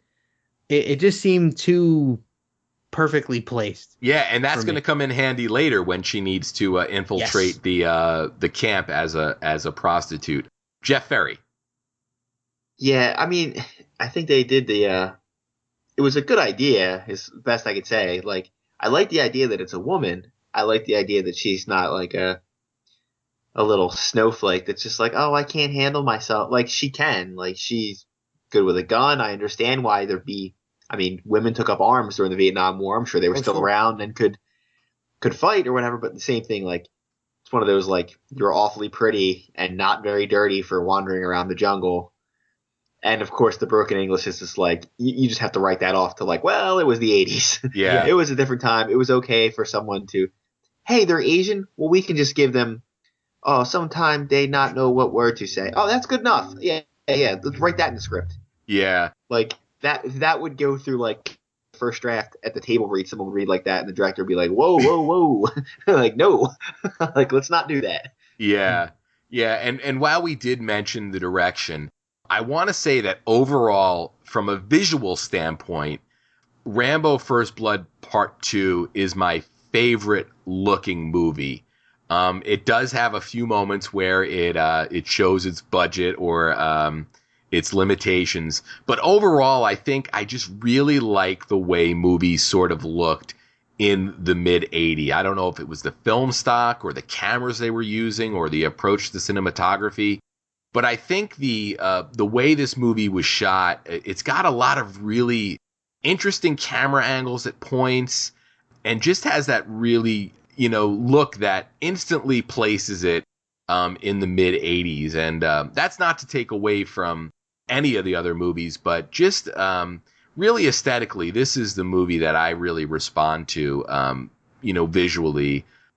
We talked about how great First Blood is in terms of how practical it is and how gritty that film looks, and that completely works. But I think the way this film was shot works for this film as well. So that's pretty neat. And I don't want to jump around too much, but since we're talking about the Kobau character, we have that great conversation between her and Rambo on the boat where Rambo really gets to sort of tell her his story and she gets to tell her story, which I think is a really great moment. And it shows Rambo making a connection that he probably hadn't made in a very, very long time. And, Jeff Hulit had sort of alluded to where it goes and, how shoehorned in it kind of feels. But I thought this moment, it really, really worked for me. And I really sort of, felt good for Rambo that in the middle of this situation, he was able to sort of reconnect with that part of his life that he probably might have even forgotten about. Jeff Hulit, do you want to expand on that or offer your feelings on that scene? Yeah, this is one of these parts in this movie where I'm of two minds. I like it and I accept the fact that it's in there, but for me, it seemed like this is kind of where Rambo from First Blood starts to change into a different Rambo. He seems to be so quickly forthcoming with her about, his history and his thoughts on things, whereas he was really tight-lipped about it prior to that. So I can buy into it because he's actually in Vietnam and he's connecting with somebody who was also in that war and in that area. So maybe he feels more of a connection to her because of that. But it felt like they were kind of transforming Rambo a little bit into that more action-oriented Rambo as opposed to the recluse war veteran Rambo. Yeah, but if nothing else we get out of that scene, we get the great line. Rambo says that he's expendable, and she says, "What mean expendable?" And he says, "It's kind of like when you're not invited to the party." And that's always been one of my favorite lines. And she responds to that line later in the movie, which I think is really cool. But Jeff Ferry, overall, how do you feel about that sequence on the boat between Kobau and Rambo? Well, I think they're trying to make it he can open up to her, because at the time, like, this is why the little love story kind of doesn't work. If they would have just stayed comrades in arms the whole movie, this scene actually works a little better, because then it's just, hey, I'm talking to another soldier who's had similar experiences. They know what I'm talking about. The same reason he can talk to Colonel Troutman, because this guy knows what I'm talking about, or this girl knows what I'm talking about. We're on the same wavelength. It's not some person who can't relate to what I've been in, especially, like you said, he's back in Vietnam. He's probably, I mean, it's rough to say, but he's probably more comfortable there. He could die at any second. He's with his current, like, he had his group of his buddies that all died. This is his brother right now. This is the only person he's got. Yeah. So I'm assuming that's why he's able to open up. Like, he probably used to be normal before he went all crazy and got, like, reclusive on everybody. Yeah. So I think that's what they're trying to show. Now, it kind of falls apart a little bit when they attempt to shoehorn in the love story that no one needed or cared about. and we'll talk about that when we get a little closer.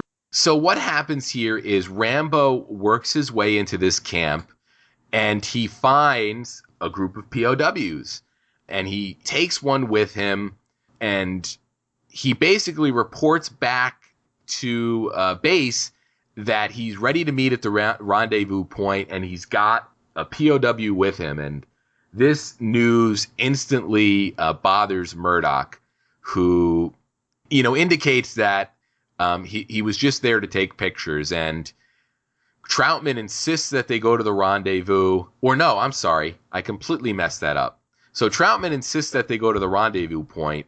And when they get there, they see that Rambo has a POW with him. Erickson reports this to Murdoch, and Murdoch is told to abort the mission. They're within feet of reaching Rambo, and are turned to turn away. And Troutman is of course not standing for it, but he's overruled by a gun and told not to be a hero. And Murdoch doesn't really, or Erickson doesn't really seem to have a problem leaving Rambo behind, and Troutman indicates that they're mercenaries.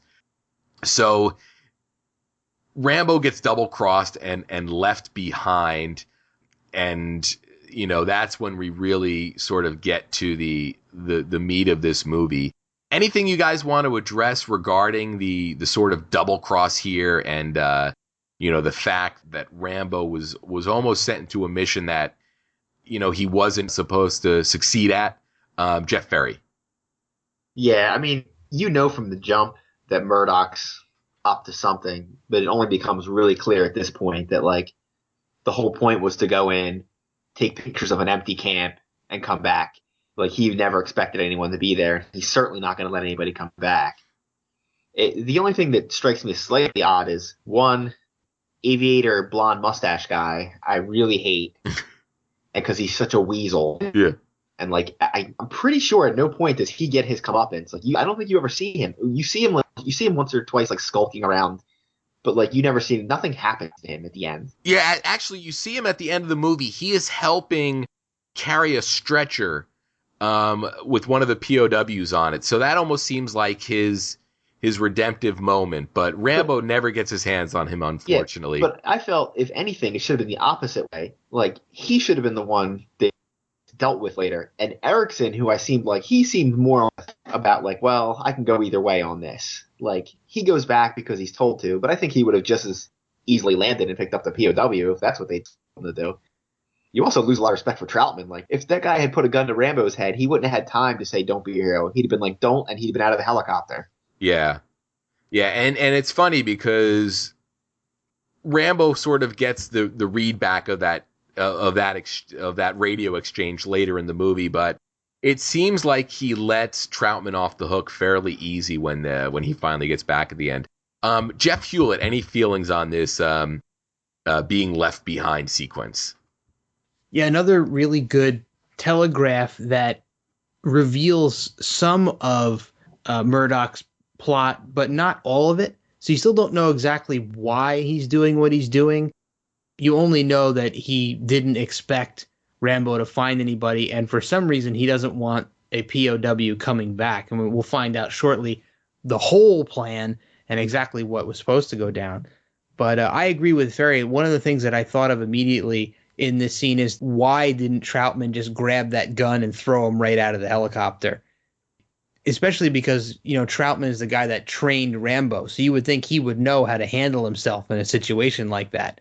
Right? It'd be a kind of almost a no-brainer and an instinctual kind of thing for him to be able to just grab that gun, push it out of, almost point it towards Sensei Kreese and just kind of toss the dude right out. But yeah, I almost wonder if that scene would have worked better if Troutman just wasn't there and he was back at the base next to Murdoch, where all he could really do there would be to plead with Murdoch while he's giving these orders over the radio. But at the same time, I think Rambo only sees Erickson. That's the only person he gets a good look at in the helicopter. Yep. So it doesn't seem like Rambo ever really knows that Troutman was that close to the situation. And that's where we basically lead to the boat sequence. So they had, I guess they reconnect. Does he reconnect with Kobau at this point, or am I completely lost the plot of this movie? This is where he gets captured. Yeah, okay, but is this where the double cross happened with the boat guys? Previous to this? Oh, was Was it before this? Yeah. All right. Yeah. Goodness, it felt like it was after. All right, so they rescue the POW. They're on the boat that leads to the rendezvous. Right. Okay. Yeah, because I believe she gets off with the POW. Yeah. Yeah, and he's going to stay on the boat and, one man army this thing for a little while. Yeah. Yeah, he uses that rocket launcher that they teased earlier. Yeah. So prior to the rendezvous, he had split off with Ko. All right. So now Rambo has been, I guess his worst nightmare has come true. He is back as a prisoner of war years and years later, which can't really do good things for your psyche. And this is where we get the reveal of the Russian factor in this movie. We have Lieutenant Colonel Podofsky, played by great villain actor Steven Berkoff, who a lot of people probably know and love from Beverly Hills Cop. He was Victor Maitland. So we have like an interrogation scene. The interrogation scene doesn't really make much sense for me. They want information from Rambo that doesn't seem like it would be of any use. But that doesn't really matter, I guess. He wants Rambo to radio his commanders to let them know that he's been captured. And there's this sequence where Rambo's on an upright, almost looks like a spring, just the spring part of a mattress being electrocuted. And it's affecting the lights throughout the whole camp. And the POWs that are locked up see the lights dimming and they hear the screams and they know that Rambo is being tortured. Rambo's taking it though, and we get some great stuff from Podofsky here, where he's making tea and he drops the knife, Rambo's knife, into the heat to get it nice and hot for later. But Rambo's been here before. He's got a high tolerance for pain. He knows the drill. He knows that this comes with the territory, and he's ready to ride it out. But Podofsky, I guess, has also tortured enough people to know that Rambo's not going to give in. And they bring in the POW that Rambo had earlier rescued and basically threatens him with violence. And Rambo finally agrees to get on the radio. And this is where we have one of my favorite parts of the whole movie. He comes on radio and he gets Troutman and he asks for Murdoch. And we get some very ominous lightning and thunder. And he tells Murdoch says, give us your location and we'll come and get you. And Rambo says, Murdoch, I'm coming for you. And you don't see it, but I get the feeling that if Murdoch had anything in his bowels, it was let loose at that point. And then Rambo uses that opportunity to really, he notices Kobau, who was snuck into the camp under the guise of being a prostitute. He notices her underneath, the hut that they're in, and he hits one of the guys with the big heavy microphone, and she fires, allowing them to escape. So I just went through a lot. Some of it might not have made sense, but Jeff Hulit, out of what I did say that makes sense, is there anything you want to cover during that entire flurry of events? This would not be a proper 80s action movie without Cold War Russian villains. Yes. And we know that this is only a prelude to Stallone ending the Cold War in Rocky IV, right? That same year. Yeah, 85 was the year that Stallone single-handedly ended or defeated communism. Exactly. So now, the torture scene, the information they're trying to get out of it may not make much sense, but I always thought of this scene as solely as a way to build up the audience and get them pumped up for what Rambo's going to do once he breaks out of this and, gets a hold of some weaponry and starts blowing stuff up. So you're building up the hatred in the audience, especially for that little weaselly Vietnamese captain guy. Yeah, who the smacks him around. Yeah. So you're getting the hatred built up inside you for the final payback that all of these guys are going to get. So the big bruiser, the big Russian lackey guy who's controlling the dial that's electrocuting Rambo, he's going to get his comeuppance at some point. You know that the little guy is going to get his thing, and so you're just serving to pump up the audience through that whole sequence. And when he finally breaks out, then you're just kind of, you got your little tally there and you're waiting, okay, this guy's going to get it, this guy's going to get it, this guy's going to get it, just when. Yeah. Jeff Ferry. Oh yeah, it's just when I was a kid watching this was the scene that I always remembered. The torture scene, him getting electrocuted, the lights lowering, and of course when he grabs the thing and he says, Murdoch, I'm coming to get you. Like, that's what I always remembered. And then that, just because from there for like the next half hour, like, just hell breaks loose after that. That's when like the just the shooting spree starts. They take out the whole camp. Like, basically every movie done after that basically ripped off this idea. Like, hey, it's a POW camp, we're going to shoot it up. And it's an escape through the woods. Like, you've seen it done, maybe not done as well as they do it. Like, they do it pretty well because, they obviously know how to shoot an action movie. But yeah, this is definitely that's the linchpin of the whole movie right there. That's where it goes from like, it's kind of hit and miss up until here, but then they just turn it on and there it goes. Yeah. I got to say that this movie really, really cooks. The pacing in this movie is probably the most aggressive pacing of all of the Rambo movies. I think the only movie that might be able to match this at any point would be the fourth movie, just simply titled Rambo, and the entire climax of that film where you barely have a second to breathe. But overall, from beginning to end, this was one of those movies where I sat down to watch it and I couldn't believe when the credits started to roll at the end. I mean, it's an hour and 35 minutes, and it's a very, very quick movie. It's not a hard watch by any means. So, I mean, we're really getting towards the end of the movie at this point. We've got some big firefights between Rambo and the Vietnamese and Russian soldiers.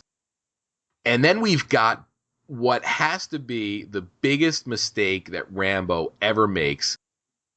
It's a part of this movie that I never forgive, and it's the moment where Rambo and Kobau are sitting by the water on a rock having a discussion, and she's asking Rambo what he's going to do, and she pontificates that he's probably going to escape through Thailand and then go to America, and she wants to go with him. She wants to get out, and they exchange a kiss, which is, hey, go Rambo, man. I'm all for that.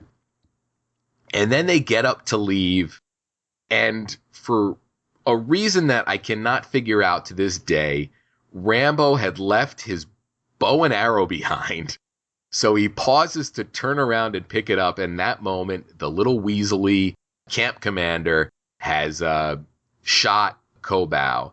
And if Rambo had just taken his bow and arrow and walked with her, they'd both be dead and the movie would have been over. I think this is really the only way this scene could have gone, because I think ultimately things wouldn't have worked out for the two of them if they had stayed together. I think eventually something bad would have happened. I'm not sure what that is, but the only way I can forgive Rambo leaving his bow and arrow behind was the fact that he was in sort of the, the post-kiss bliss maybe, and he wasn't thinking straight. That's the only sort of argument that I've been able to come up with that sort of forgives Rambo's big mistake. Jeff Ferry, any thoughts on that scene? Yeah, it's a very odd scene, because you just had a huge gunfight and they're going through the woods and then they kind of get away, and you think that the scene's in there just to give you a breather. Like, all right, this is just, they're giving us a little minute or two here and they're going to work in this love story that's making no sense at all. Like, it's really forced. It's one of the few things in the movie that really, like you're saying, the movie goes really fast. It's one of the few things where you're like, why are you even bothering with this? Like, why are you pushing this on me? So, I'm watching it. When I was watching it for this recording, it's been a while since I've seen the movie in its entirety, and I had completely forgotten about that. And all of a sudden, she goes to walk up the hill, and it's like, bah, bah, bah, bah, and she's dead. She's in the river. You're like, oh my god! I'd forgotten what happened to her. I'm like, oh, well, that's interesting. That's a different way to go. It was like he reached over to see if his shoe was untied, and then she got shot. It was pretty interesting. Yeah, how they chose to do that. Oh, I'm going to go back and get my bow. You just walk up this hill where there's 100 guys waiting for you. Yeah. Jeff Hulit. Well, on a different angle, the thing that bothers me a lot about this particular piece is not necessarily that she dies, but it's, you put yourself in the position of that poor POW that Rambo broke out of the camp. This is the only shot at freedom this guy's had. Now, this poor sucker is stuck back in that camp, and he's out there making out with this chick. I mean, it just seems so sad. I kept thinking about that poor guy. Like, could you just imagine what it was like? He was inches away from that chopper. Like, he was almost home. Yeah, and you know what? That guy was a really good actor, because there's the moment where they get out, and, Rambo says, he says they've been moving them around. Rambo asks when the last time he was there. He says a year. And then the guy says, well, what year is it? And Rambo says 1985. And the guy really sells the passage of time. And, he sells all those years that are gone and that he'll never get back, and how much the world has probably changed since he went to war. So just really, a powerful moment in that movie. So while we mentioned it, the bow and arrow really is sort of like the iconic weapon of this movie, whereas, the first movie, it was sort of Rambo's knife. This movie is definitely about the bow and arrow, or, the high-powered bow and arrow with the arrows that have the exploding tips. It almost seems like Rambo could have filled in for Hawkeye in the Avengers if needed. But we get some great bow and arrow moments, and one I think Ferry kind of alluded to earlier. The Weasley camp commander finally gets his comeuppance shortly after killing Kobau, Rambo's 200, 300 yards ahead of him, and the guy's shooting at Rambo, but he might be too caught up in his excitement to really stop and aim, allowing Rambo to pull out his bow and his exploding arrow, and Rambo basically fires at this guy after he decides to stop running away, and we get the exploding Vietnamese camp commander. Just that's one of those, fist pump moments, I think, for the audience where a really nasty character gets it, and you can sort of forgive the absurdity of the moment that led up to it. I'm not sure I need to ask, but Jeff Ferry, thoughts on that sequence? Oh, it's a fantastic sequence. It's just this guy's firing from this ends up being the same range basically. He shoots an arrow at him and hits him. This guy can't hit him can't hit nothing with this gun. Like, you don't even see like squibs hitting near him. I mean, Stallone at that point has some very thick plot armor on that is protecting him from gunfire. Plot armor. And just like his stare must just make it unable to, and then just like you see him getting out the arrow and you're just like, well, here it is. Like, this is the moment. And it's just boom, there he goes. And you just got, Vietnamese camp commander missed. Yeah, I really think that commander might have been out of practice and also on a little bit of an adrenaline rush.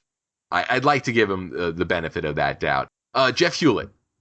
This is the time in the movie where, as Ferry alluded to earlier, this is where a lot of the action movie tropes that are stolen from Rambo 2 and are used in movies all over the place start to really come in. So, the big explosion at the waterfall, where he's going to dive into the water to escape, the explosion, the inept soldier who's shooting almost point blank range at the hero and can't seem to hit him, and plays things like him, Rambo hiding in the mud wall and coming out and stabbing the one guy, Russian guy. I mean, there are so many reused pieces of action that happen through this sequence that you'll see in other movies for years and years to come. Yeah, I know we had talked a couple days back about the whole mud wall sequence and how you had never really made the connection that really sort of influenced the whole mud sequence in Predator. Yep. Yeah, very neat. So I think at this point, Rambo gets his hands on a helicopter, goes and gets all the POWs, loads them up, and then we get a really unique sequence where Steven Berkoff's Podofsky is in one of those really those helicopters on steroids. What kind of helicopter was that? It's a Hind helicopter. Okay. And then Rambo is in sort of your very traditional, MASH opening credits helicopter. And then we've got basically David versus Goliath helicopter fight. That's, part chase, part gunfight.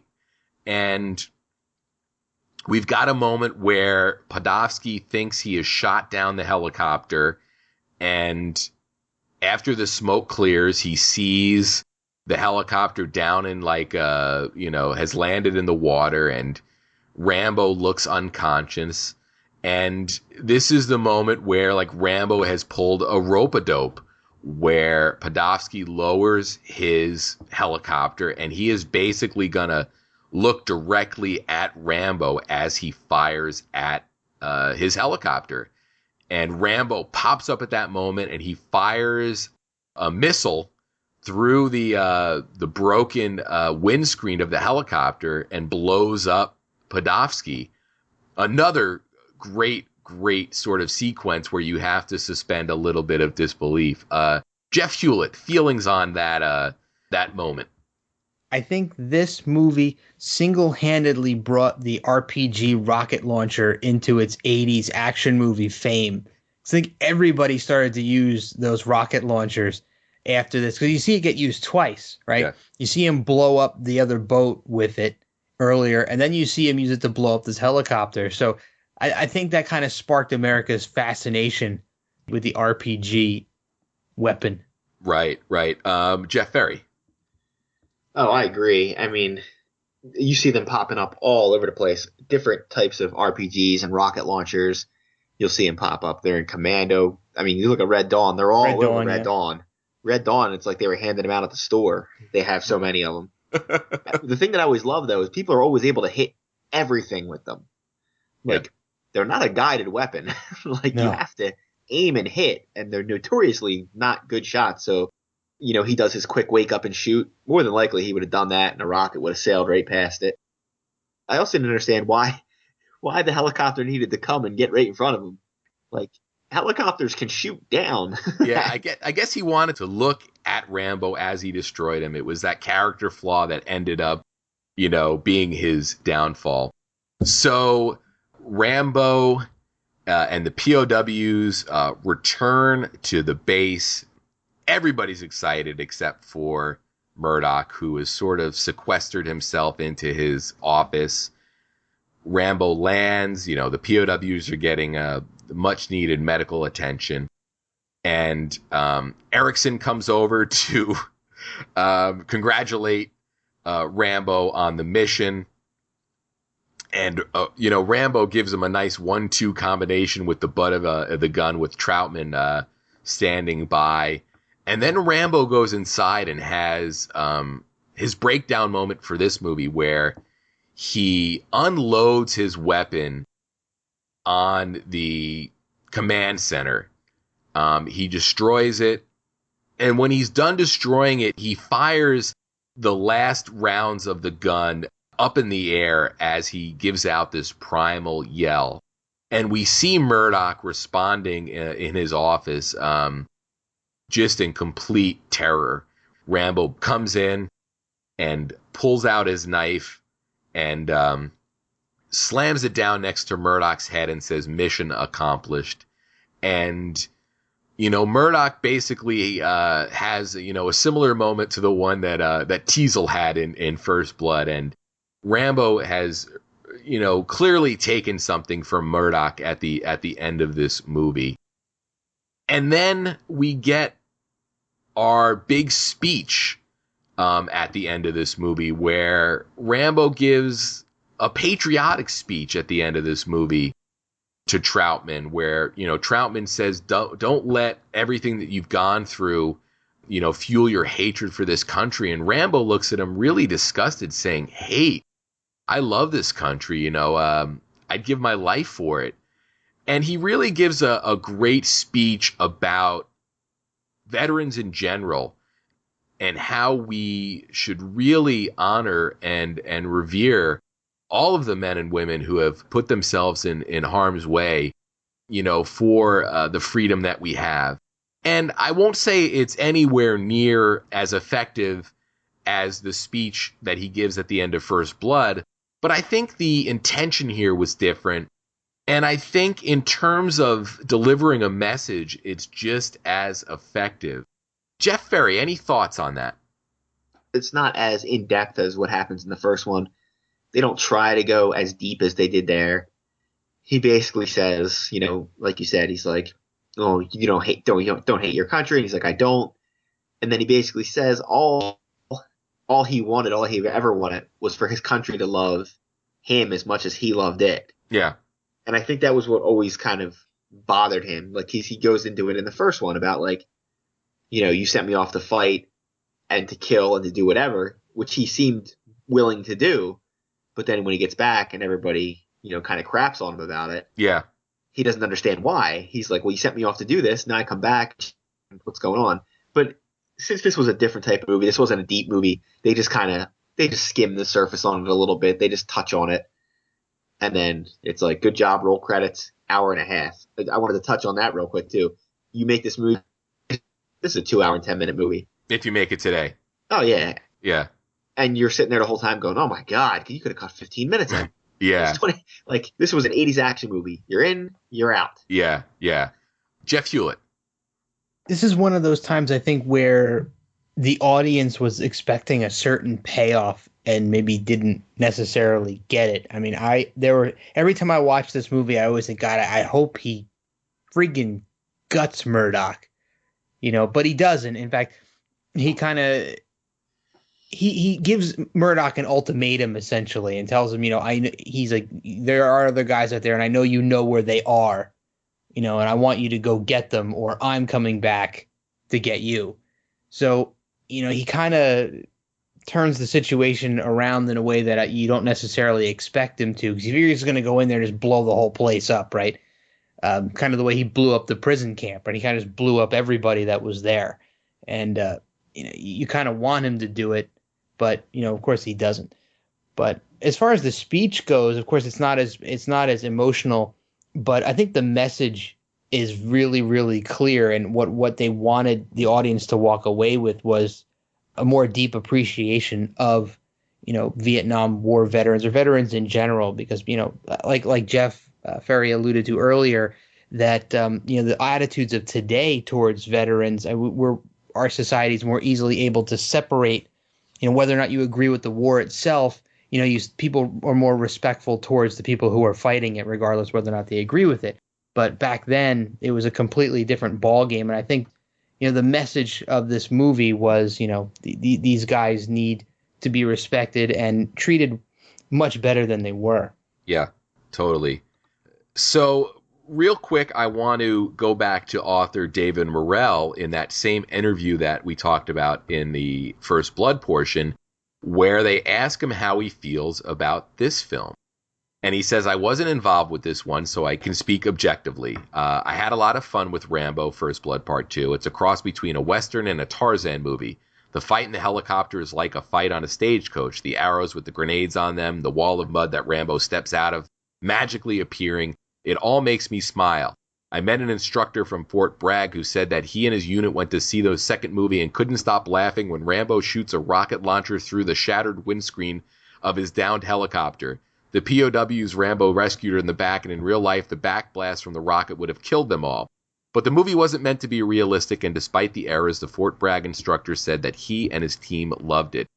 Thanks to director George Cosmatos, it has wonderful energy. So really neat to see that that David Morrell was able to sit down and enjoy that movie. Now, guys, before I ask you for final thoughts on First Blood Part 2, and I'm not sure that I need to ask you a very, very important question. Which ending credits song is better?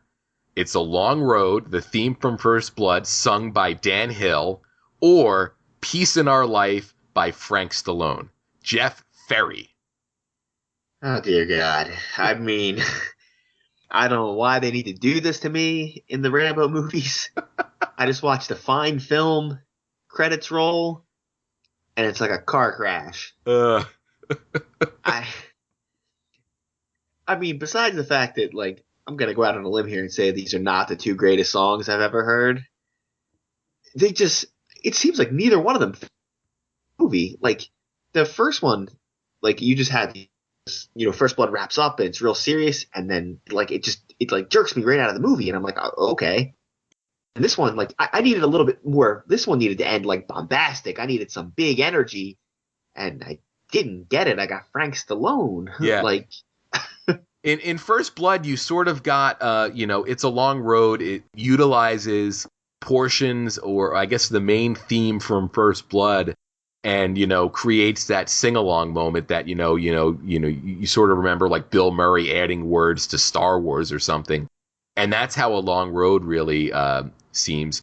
I like It's a Long Road, and I think that works for the end of First Blood. But I think in First Blood 2, as much as I like hearing Frank Stallone's voice, I have to agree with you that I think with the movie we just watched, it is a little bit of a letdown. Jeff Hulit, which song do you want to throw your hat down into the ring for? I have to agree. The end credits for Rambo 2, or First Blood Part 2, should have been more high energy. Like maybe one of those like 80s hair metal bands could have done it, like they did for the Transformers movie, right? With these big super guitar licks, kind of glammy sort of thing, maybe, or even just a nice piece of score would have worked much better. So I'm gonna have to go with the end credits from First Blood. All right, and I guess before we put First Blood 2 to bed, I will ask for any final thoughts on the movie. Jeff Ferry. I mean, overall, it's an enjoyable experience. It's one of those, if you're making a list of like the best movies you've ever seen, I guess it doesn't get on there. But if you're just looking for an enjoyable movie, or if somebody's like, hey, name a handful of good action movies. I want to see a couple good 80s action movies. That's the list that gets on. That's the type of movie it is. It's not you don't have to turn your brain off completely. You just need to lower the volume a little bit, and then you'll be fine. Mm-hmm. Jeff Hulit. Well, great popcorn flick. Awesome example of an 80s action movie, and I think it's a trendsetter.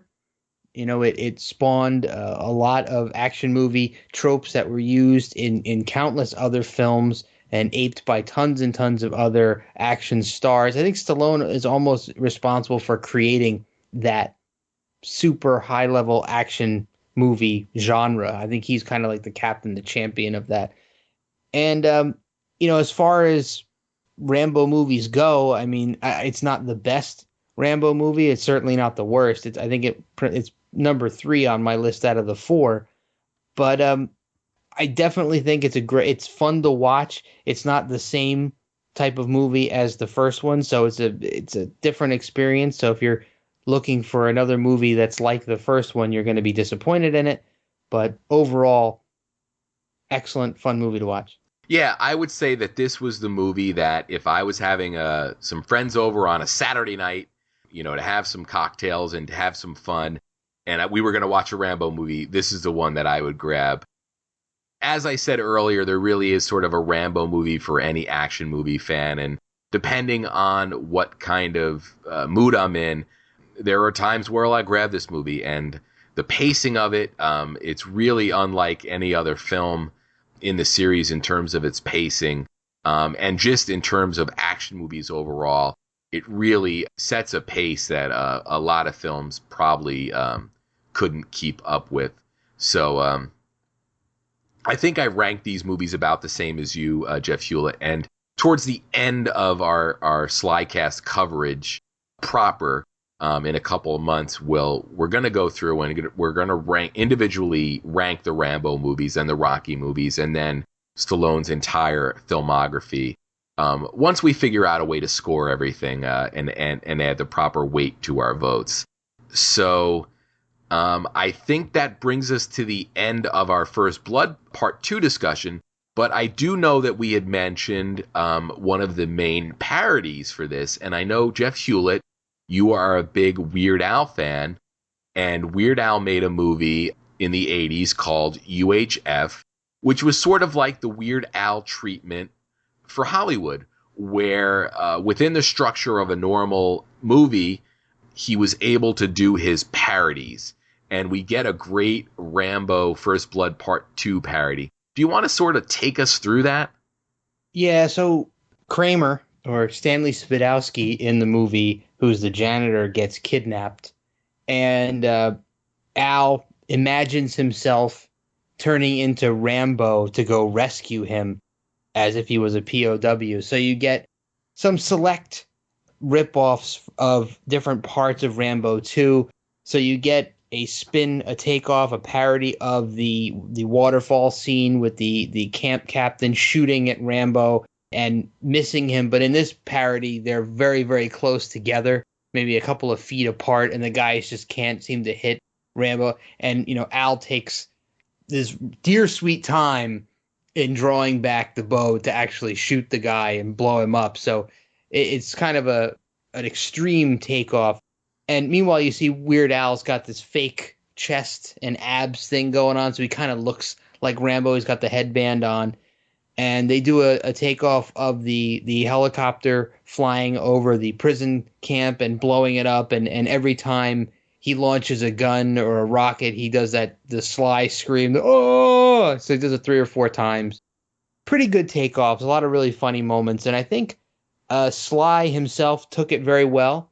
Yeah. He said that he really enjoyed it, but the only thing that he didn't like was that Al's abs were better than his. Yeah, I think that was a really great way for Stallone to sort of address that. And that's always the best way to handle parody. Jeff Ferry, have you seen that sequence in UHF? Yeah, well, I own UHF on VHS. Nice. So I've seen it a few times. I rewatched it today. I'd forgotten how long it was. It's like 4.5 minutes. In my mind, it was only like a quick 30. The only part I really remembered was him. He's like blowing up the Eiffel Tower, and then, like he said, he turns and looks right in the camera, and he's like, ah! Blowing up landmarks. I was actually watching last week. I saw the one, you guys hadn't mentioned it before, but Hot Shots Part 2, with the entire plot is just Rambo First Blood Part 2. Yeah. They do everything. They do the boat. He's dressed exactly like him. He even has to he rescues Richard Crenna at one point. Mm-hmm. It's like I was only watching Rambo movies, and then this that was on. I was like, I guess I should watch this too. It's basically the same movie again. Yeah. All right. So I guess that really brings us to the end of this episode.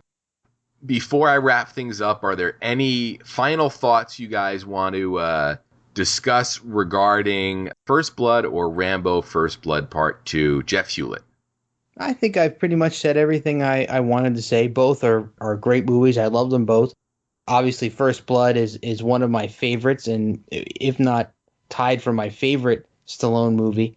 So both of them are great. You can't go wrong with either one. Excellent. And Jeff Ferry.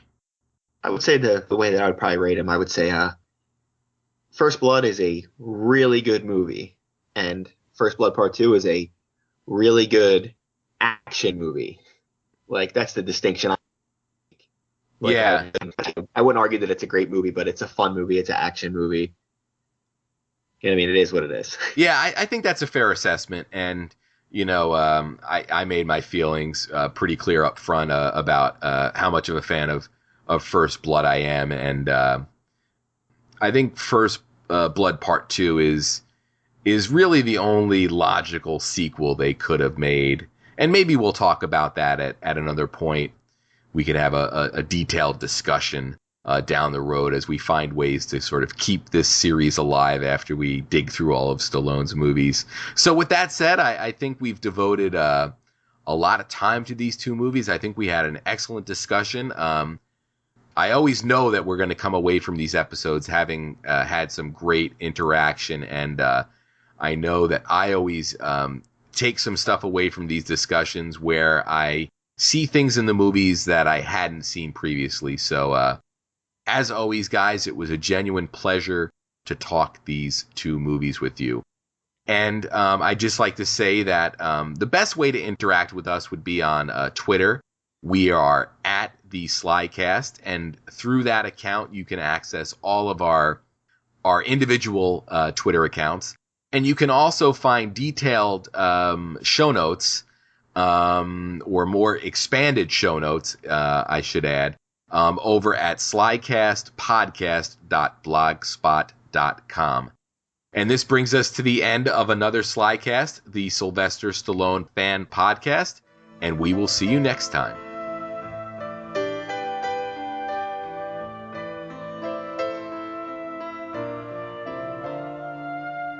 We gave our hearts, we gave it all.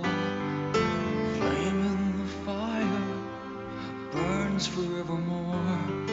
Sorrow in believing, honor and truth, raced by us blindly, wrapped around our youth. Peace in